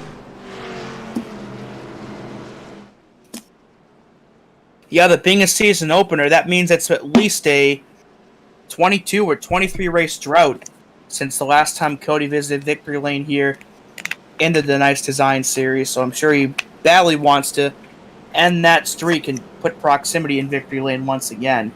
But to do that, he's got to get by Aaron Mulrooney and Noah Allison on the restart. Those two will lead us to the green. 49 laps remaining when we take the green. Yep, here we go. Mulrooney and Noah have some type of damage. Noah has more damage than Mulrooney, but I'm sure Mulrooney will still be able to hold off the charging 9. I'm not sure, though. Green flag is out. We're up and away as the drivers get themselves rolling. Glenn does not get a good restart, and it opens up the door for Noah. There goes Frimpong. Oh, he doesn't want Making to... it 3 wide. Don't want to do what you did earlier. Oh, they're Just starting to wanna stack say- up on the bottom side. Heater Heater gave a tap to Michael Kenner. You have to remember, Heater's on fresher tires and he's faster than all of these guys. He wants to get back up there as quick as possible. Cole Williams trying to do the same thing, but he's trapped 3 wide on the outside there and goes Miller. throwing the front. Oh, they're wrecking again. Fire and Kenner. Oh my goodness, that's like 8 people. Frimpong, Bondrin, Kenner, and everybody else at this point. Oh wow, that was like, that was The caution odd. was out. That's the second. That's the second caution we've seen in which there's a post wreck. Yeah, somebody wrecked at a 4, and then they wrecked again across the line. Yeah, that was Miller. Get the first one. Oh, he just got he loose. lost it on his own. And then what happened up here? So nobody else got collected in that, thankfully. But then like 9 people or something like that all got wadded up here. Oh, 37 of Glenn got turned, and look how many drivers pile into the mix. Fire got collected. Now Fire the was question having a good is, are they night. going to be able to keep their track position? Lacey missed that. Frimpong, Malachi Kendrick, Drake. Parker White. Brody gets through that. Liam Sheen missed it, but half the top 10. Did Heater miss that, though? Because if he did, I mean, that just made his job a lot easier. Oh, looks like Glenn just got Bonder loose. got loose. Look how many people pile up on the high side. Nowhere for anyone to go. Cole 28 Williams, I of think, they've gotten Heater. a piece. I think Cole got into. Oh boy! Getting on board of that. That was as close as it can get. The 2 cars right in front of him, they wrecked. Eric Heater, not so much. Good job for him. But I believe the 42 did get a piece of that. So he may have to pit for repairs there. Free pass will go to someone. I don't know who that black car is. Might have been no There's Allison, Cole. I'm not sure. Oh no, it's not no Allison. Looks like it was to the 83 of Joe Berge.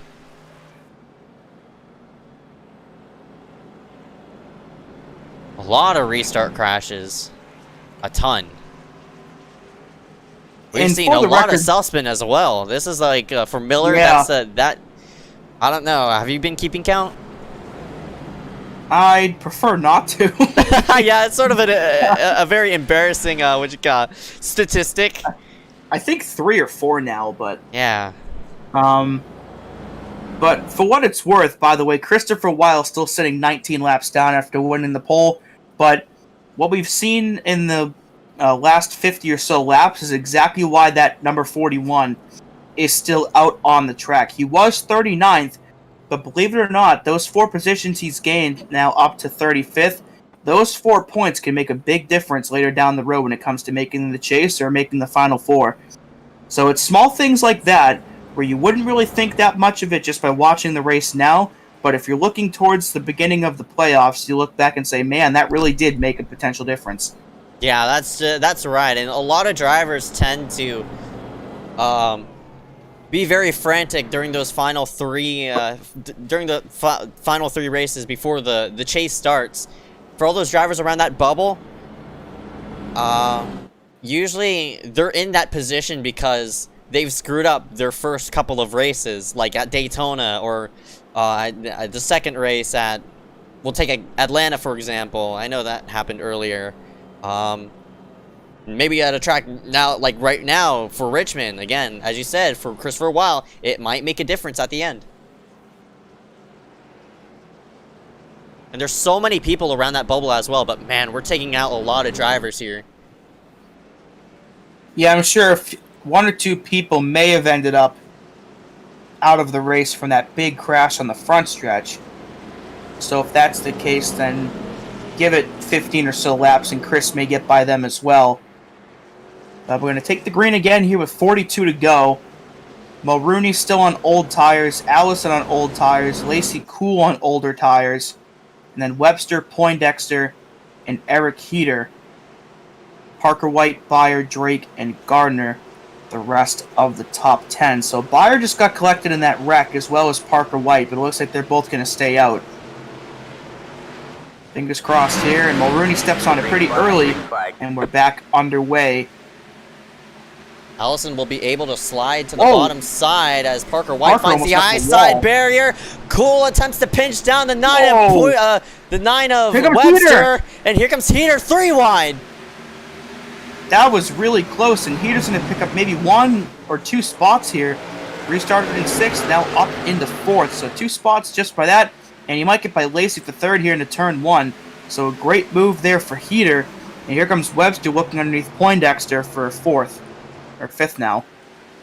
And that 9 of Webster has to be fuming after getting bumped out of the way and losing all those positions. Carson's trapped behind Lacey right now, too. At least for the time being. Lacey tried to clear Webster, but couldn't. Oh, and Carson got the wall! I think he... Oh, and Byer did, too. I think Carson tried to get behind Webster to try to get in front of Lacey, but wasn't cleared to, and ended up hitting him. But...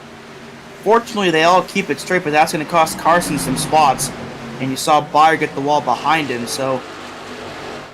bit of an SPM team killer right there, unfortunately.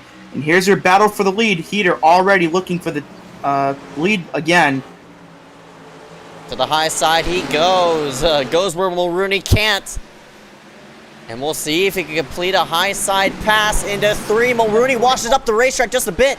Maybe wants to take as much track as he can away from Heater. They're both sideways right up off the corner, but Heater, the one to get the run on in. But Mulrooney, looks like he won't take the chance to dive bomb that 28.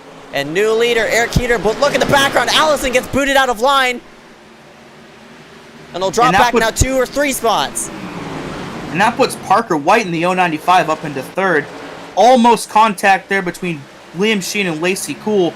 That might still be contact. There's still 3 wide across the line. And Lacey's actually going to get into the wall there into 1. So that's going to drop her back through the field. But that 095 of Parker White's been involved in 2 or 3 wrecks tonight, but still sitting in 3rd. So good job to overcome that adversity and get himself a good running position here at the moment. And with how old Mulrooney's tires are, 71 laps, wouldn't surprise me if that 095 gets by the 2 here shortly. He works to the backside of him off of turn number 2, but it looks like he's just sort of boxed in. Mulrooney gets the run right off the corner, but White is, of course, coming. And that, Parker's going to want to make this pass as quick as possible, though, because the more time he spends battling with Mulrooney, the further and further Heater pulls away. And Parker, I'm sure, wants to get in this battle for the lead, but he can't do that until he gets by the 2 car. And you already see that gap between Heater and these 2 start to grow. And while Parker tries to pass him, that gap between himself and Webster starting to close up as well. Oh, they don't want to battle here for this position because they're just going to lose sight of White. Brody wanted to back out of line, maybe let the 9 of Poindexter, I mean not Poindexter, but Webster in. Here They go comes side Brody by on the side. inside now. Casey Drake in the 87 right behind these 2. Parker still hasn't been able to get by Mulrooney. Parker's got to be careful as well. Oh, the 9! Webster goes around. All right, man. A rare mistake from Cody Webster puts us back under the caution once again and keeps it off the wall. So this is the chance here for Parker to get by Mulrooney off the impending restart. And this is a chance for the 2 of Mulrooney to take on tires. That too.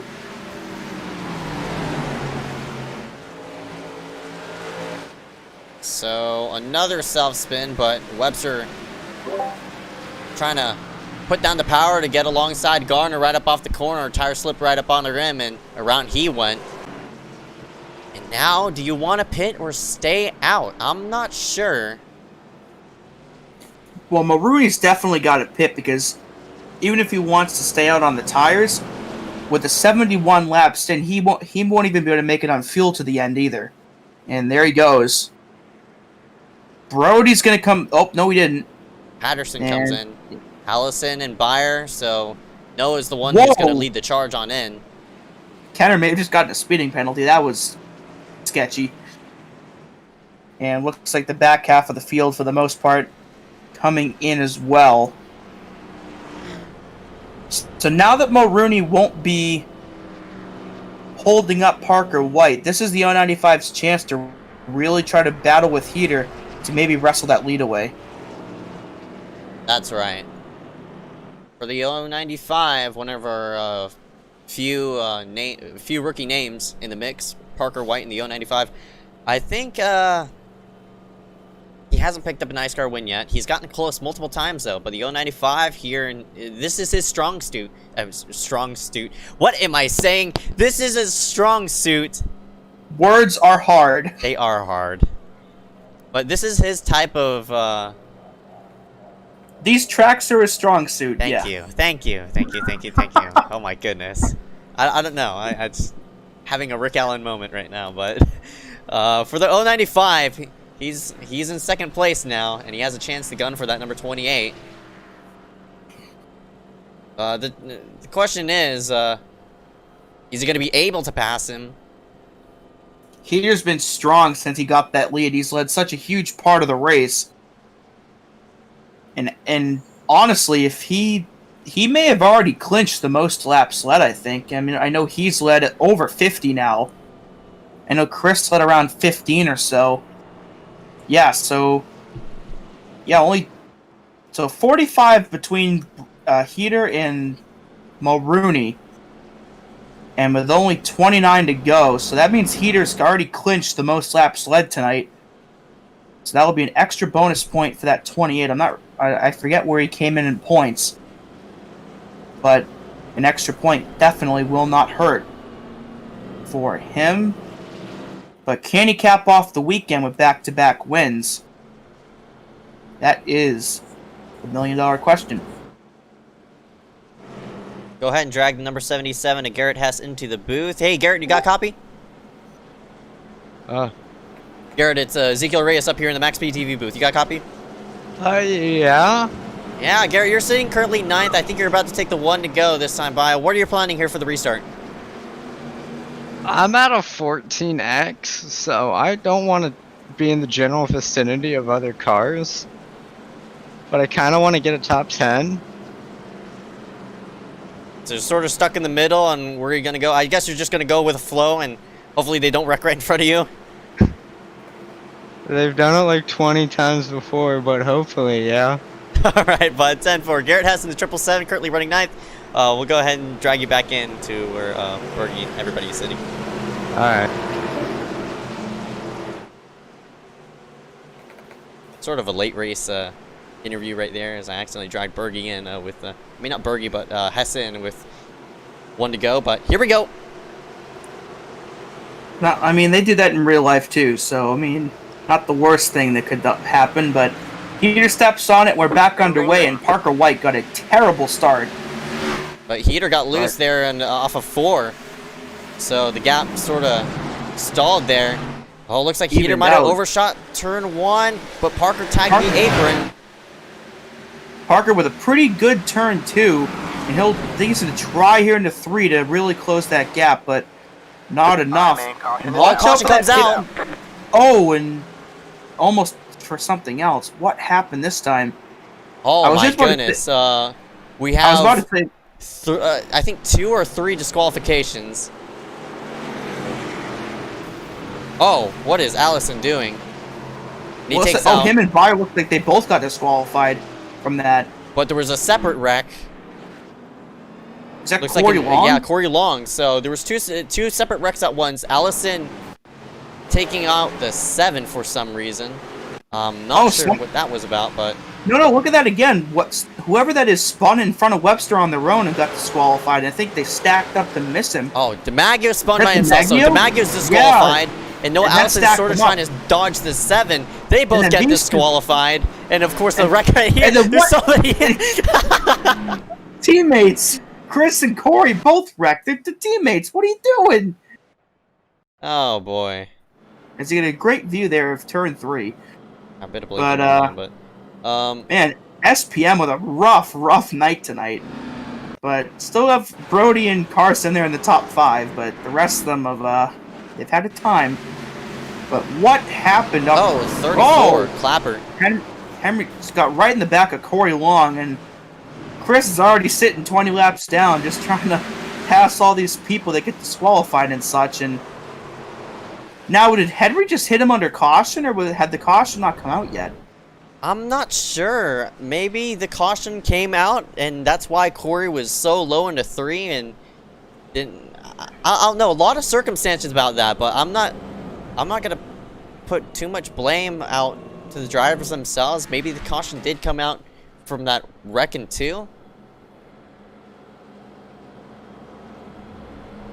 I'm not sure. There's a lot of weird things and weird variables that contributed to this caution. Unfortunately, a caution's a caution, so.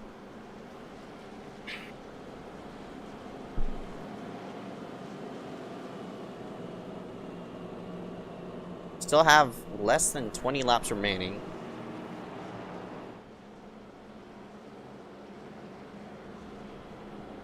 And there are tensions rising in the iSCAR chat. Can't say I'm shocked. Well, some of it's a debate on the Buccaneers and Saints, which, by the way, the Saints just won that game 38-3. It was not close. But, yeah, just general, just stuff. Short track tempers.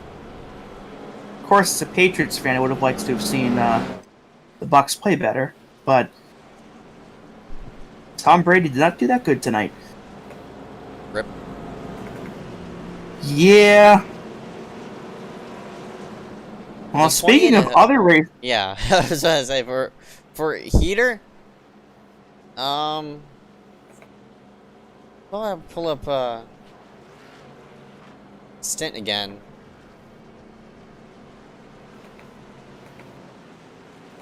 I'm surprised nobody really took the bait to really step back on the pit road. I'm not sure if they've already used up their tire sets or what, but those people toward the back have really fresh tires off of that, off of a couple cautions ago.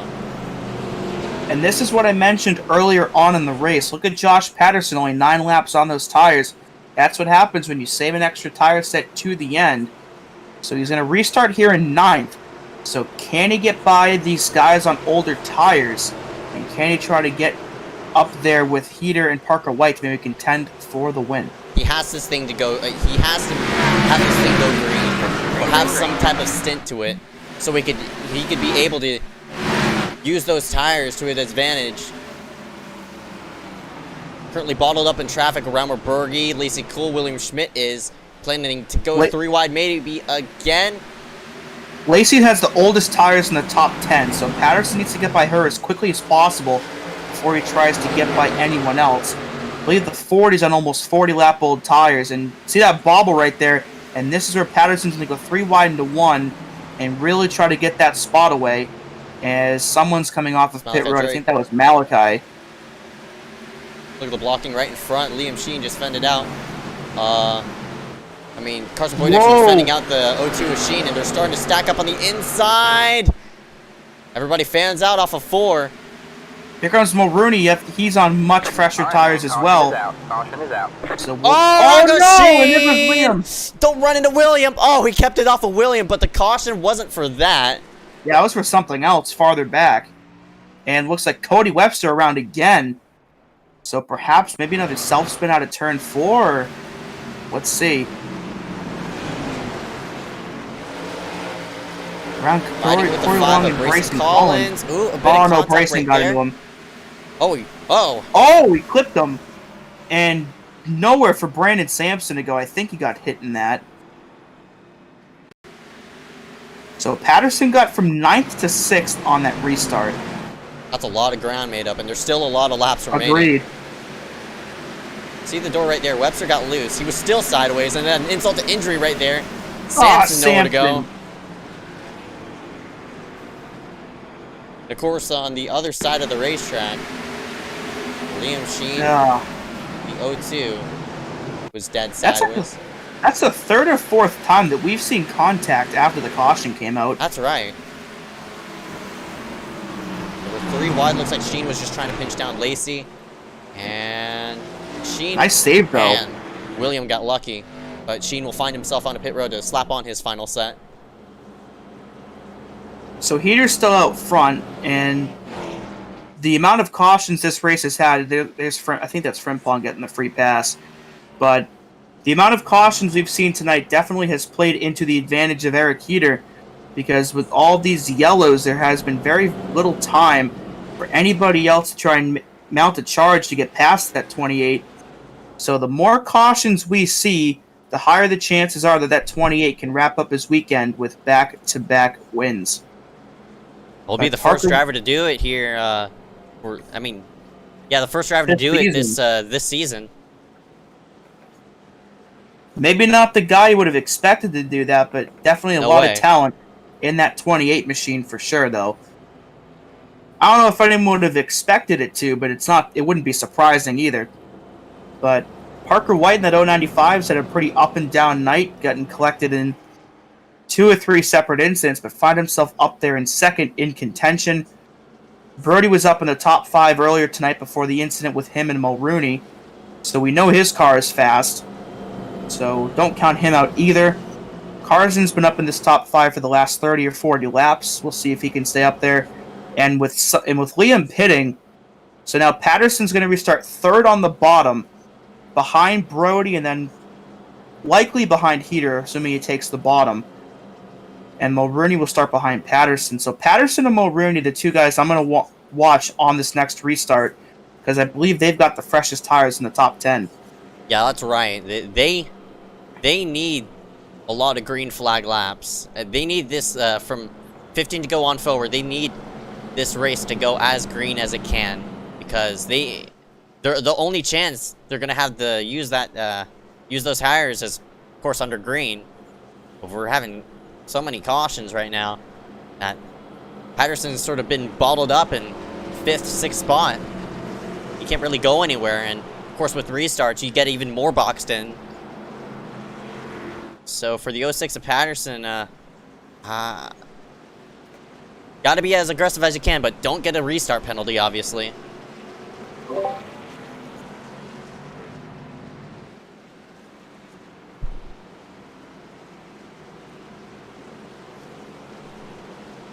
Oh boy. Alright, we'll hit the 13 to go mark once we take the green flag.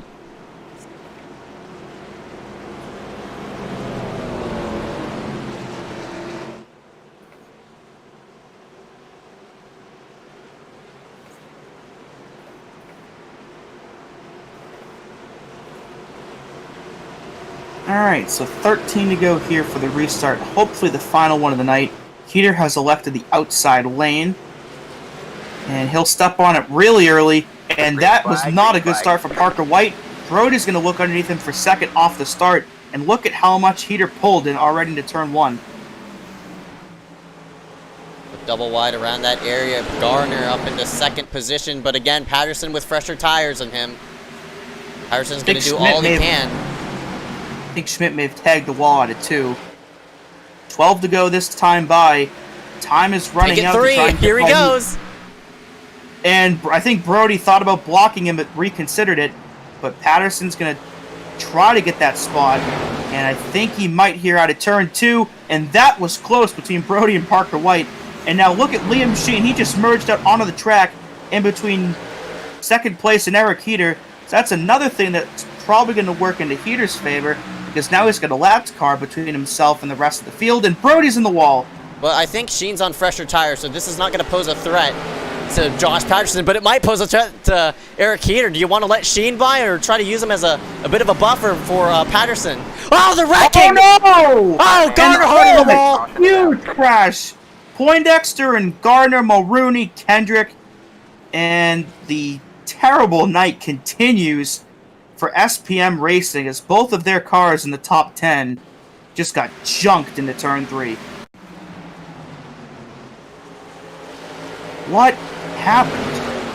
Oh no. So they're going down the backstretch. 4 wide. Oh. Oh, it looks like White just came down. Oh, I think Oh, it's a hard Carson hit. may have tagged Parker White. He saved it.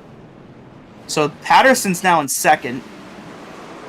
I think Parker may have actually come down on Carson. Yeah, and that's what I thought. I think there was 2 different incidents of contact, and they kind of just merged into one wreck. There's Carson, and there's Mulrooney into Brody, and man, what a hit for that 55 in that outside wall. That was definitely Yeah. on Poindexter, I think.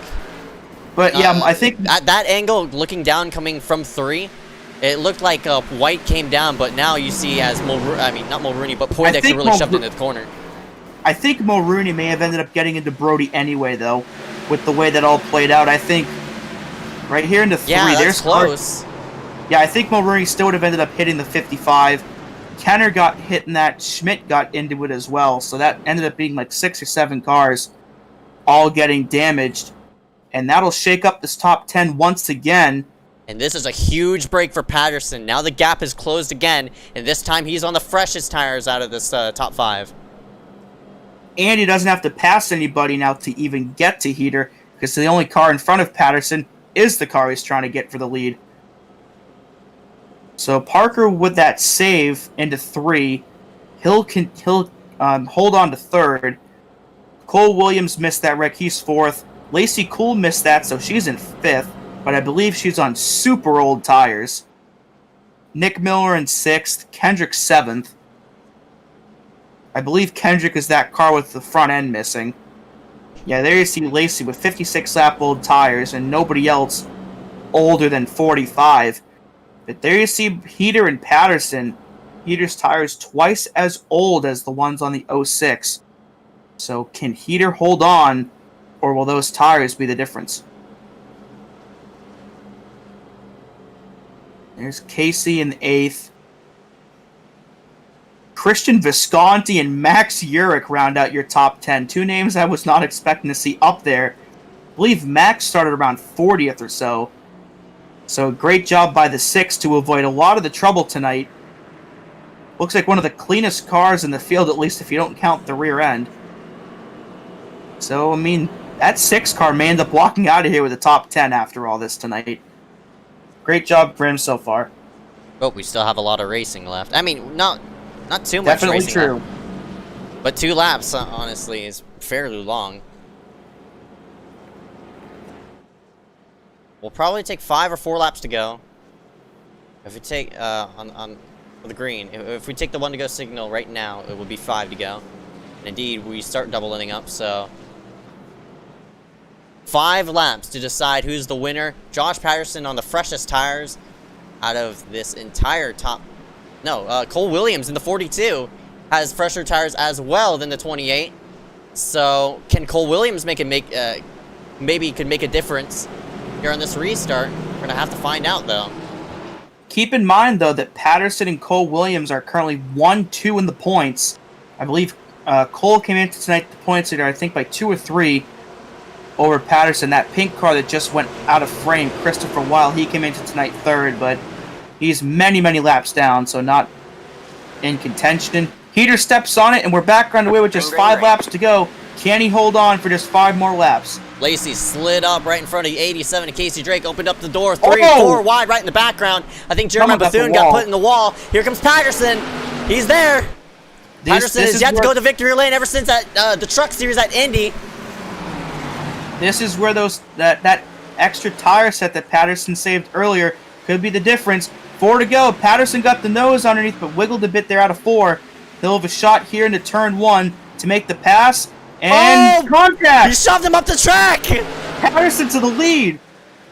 Wow. And Parker White got by Cole Williams for 3rd.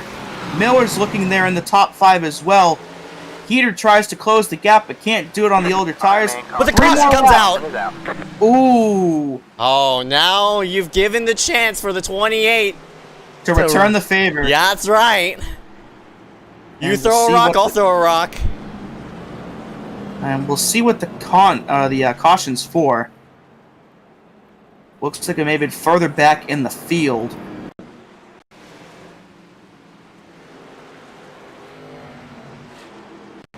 see. Heater's chances might have been dashed, but Oh, looks somebody like, spun into 3. Who is that? not sure. Is that Webster again? Oh, Oh, no, here it 93. is. Mulrooney got into Corey Long. Man, the hits just keep on coming for SPM tonight. Yikes. And another one goes around. Already Yeah, 3 you're wide. right. Looks like Mulrooney. Oh, he really shoved it into the corner. That's gonna be on him. And for Carson missed that. Corey Long. Oh man, I'm surprised he hasn't had a 17X. Webster for the free pass there. So we saw Patterson move Heater to get the race lead. And now with this restart, will we see Heater return the favor, or will the jump that Patterson will get off the start be too much of a gap for Heater to close on those older tires? I don't know. We've seen a lot of dive bombs coming into 1. Maybe Heater will take that opportunity to try to drive around the 6. The 06, excuse me. I don't know, but that door right there that Patterson sent to that number 28, he just gave him the green flag to, okay, you're going to race me like this. Fine, I'll bump you back. And Mulrooney has been given an EOL penalty for that contact, so that'll all but likely remove his chances of winning tonight. Not sure if he's out of 2 out of 3. Probably 1 out of 3. I know he's been involved in a couple of wrecks. That's why he's missing the front end of his car. Looks like he's down to 21st, only in front of Webster because Webster just got the free pass. So 22 cars on the lead lap. So only half the field still on the lead lap. 18 cautions for 87 laps. So we've surpassed both the truck race last week and this race last year. And our record cautions Hopefully ever in we iSCAR don't get is, to I think, 20. 19. 19 cautions in iSCAR is the most we've had, but this... Wasn't that last night? No, it wasn't. It surprisingly wasn't. Oh, I thought we had 19 last night, but If we did, that ties the record for one of the Cup Series races. I think back at Richmond or Martinsville, but that's no surprise. I at this point, I mean, you've seen the graphic. I just hope they don't get to 20. That's right.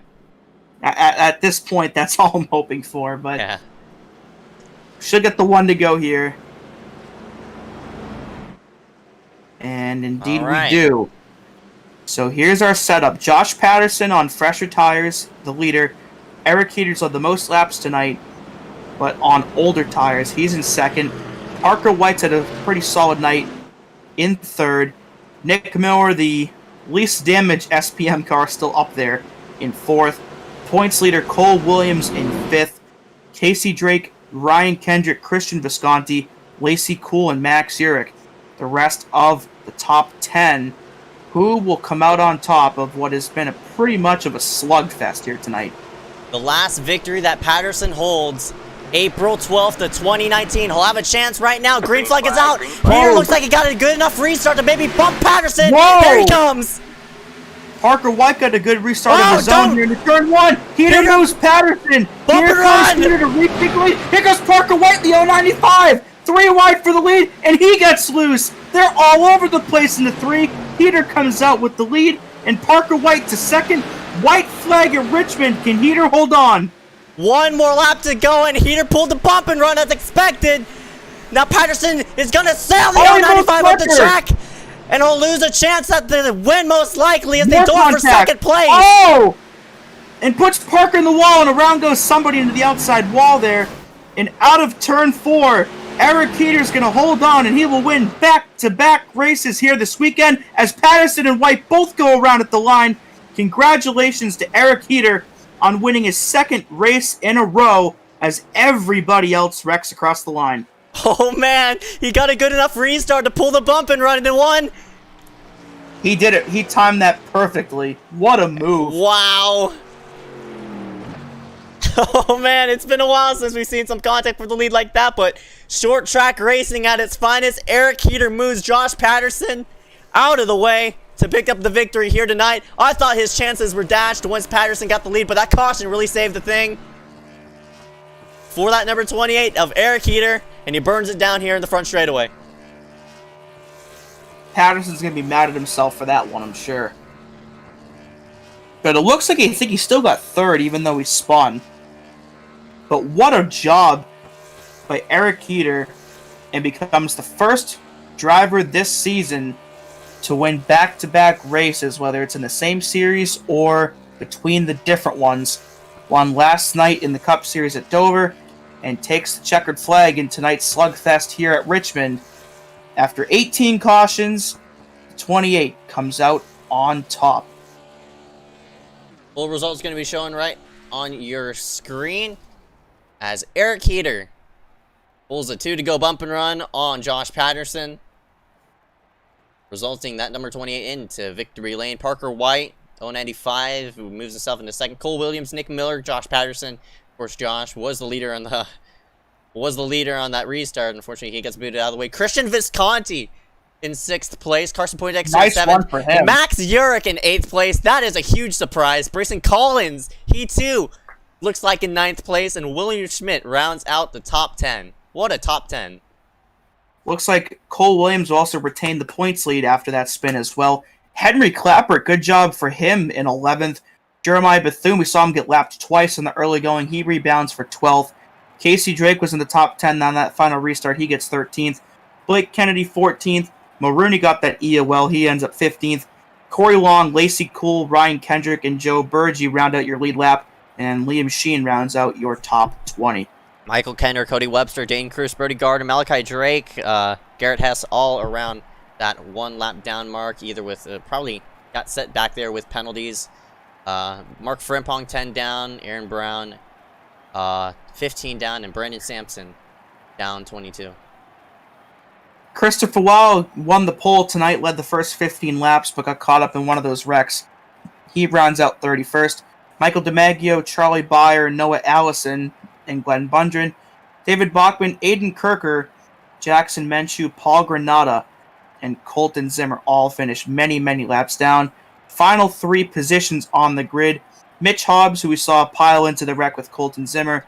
Latham Joyner, Alt-F Ford earlier, and Bridger Olson did not start tonight. Thank you for watching tonight here at Richmond, but the show is not over. Stay tuned for the top 3 post-race interviews.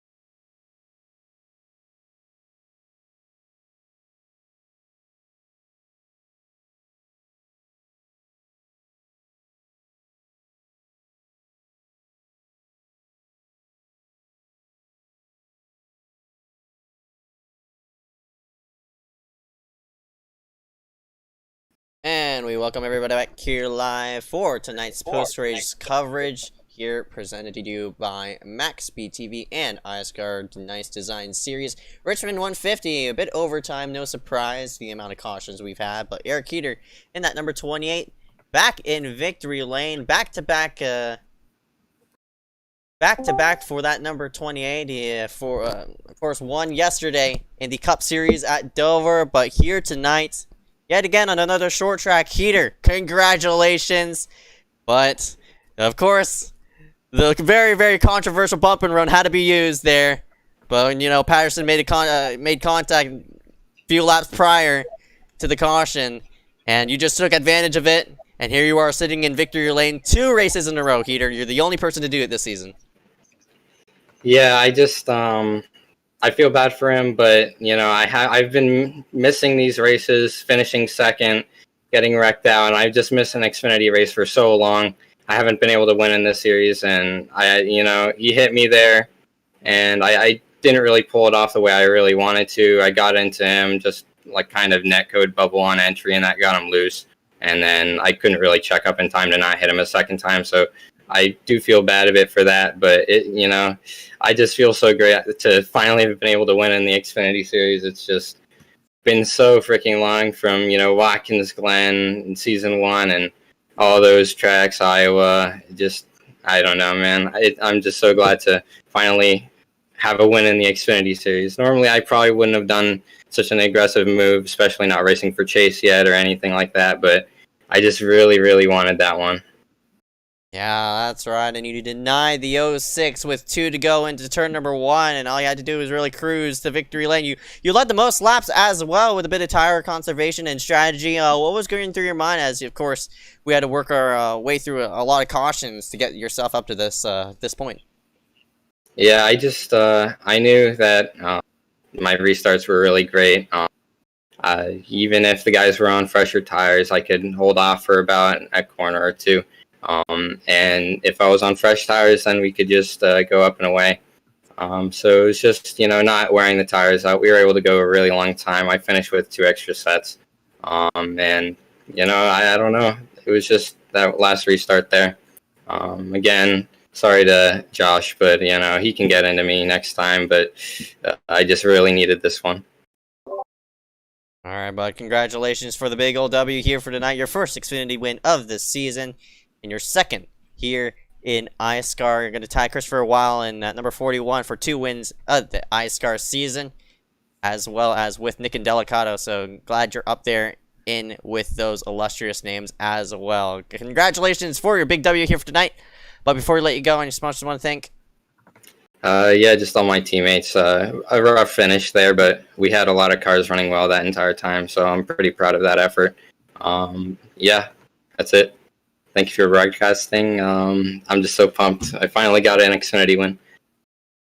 All right, 10-4 Eric Heater rounds himself out in victory lane. We'll go ahead and see you come in post-race, bud. Yep. Go ahead and drag in the 095 Parker White, who works himself into second place. All right, Parker, got a copy? Yeah, I got it. He had a bit of an up and down night. We're involved in a couple different wrecks of the many we had tonight, but you ended up the runner-up in tonight's race. How did you pull that off? Man, was that a crazy race. I was just trying to hang on there at the end. My strategy really was just try to survive, go with all the wrecks happening, play the strategy right to be up front, which luckily I did pretty good. And at the end there, going into 1 on the last lap, I thought I was pretty dead because Josh Patterson kind of sent it in there on me. Then I was able to hang with him going down the backstretch, and he overdrove turn 3, so I got under him and came on second.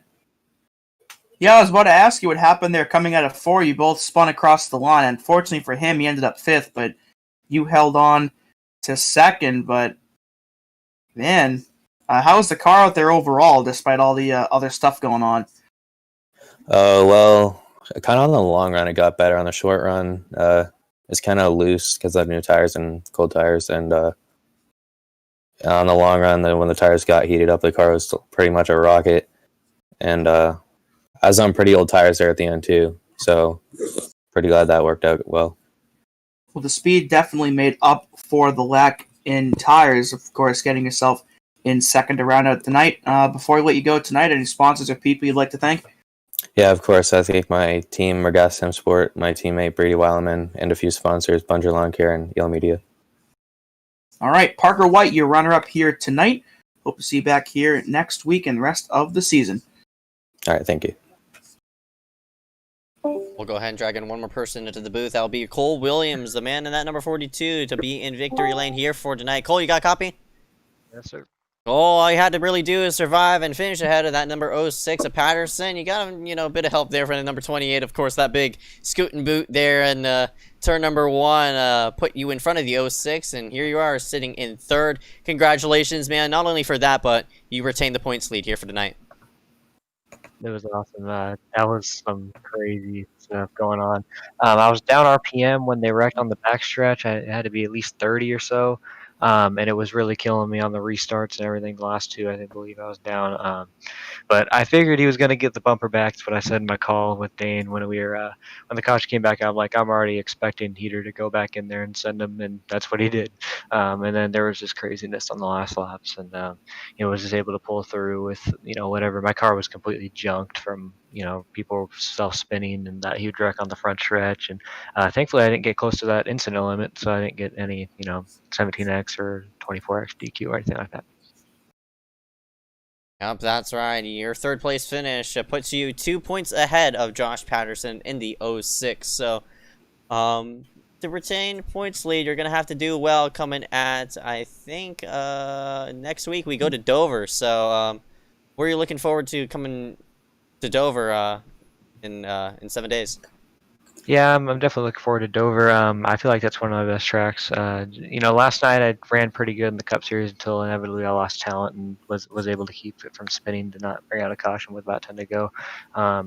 Even with that race, I had RPM down the entire time as well. But I like that track, and I like these kind of tracks where obviously in the Xfinity the packages don't change, but it's still pretty low downforce and then a decent bit of power. So saving your stuff is going to be key, and mainly just that right rear like it was tonight. Unfortunately, I feel like the start, it was kind of flip-flop. You'd think the start would be kind of chaotic and the ending like Dover yesterday would be clean, but it was basically the other way around. The first 50 or so were pretty clean, only like 2, maybe 3 cautions, and then the second half was just chaotic. I don't even think we got a run longer than 7 laps, but I feel like I'm just waiting for one of those runs or one of those races where you just get long green runs. I can show that I can save tires and just trying to build up, I guess a little bit of respect, keeping this points lead, not just a fluke, and just, keep doing my thing.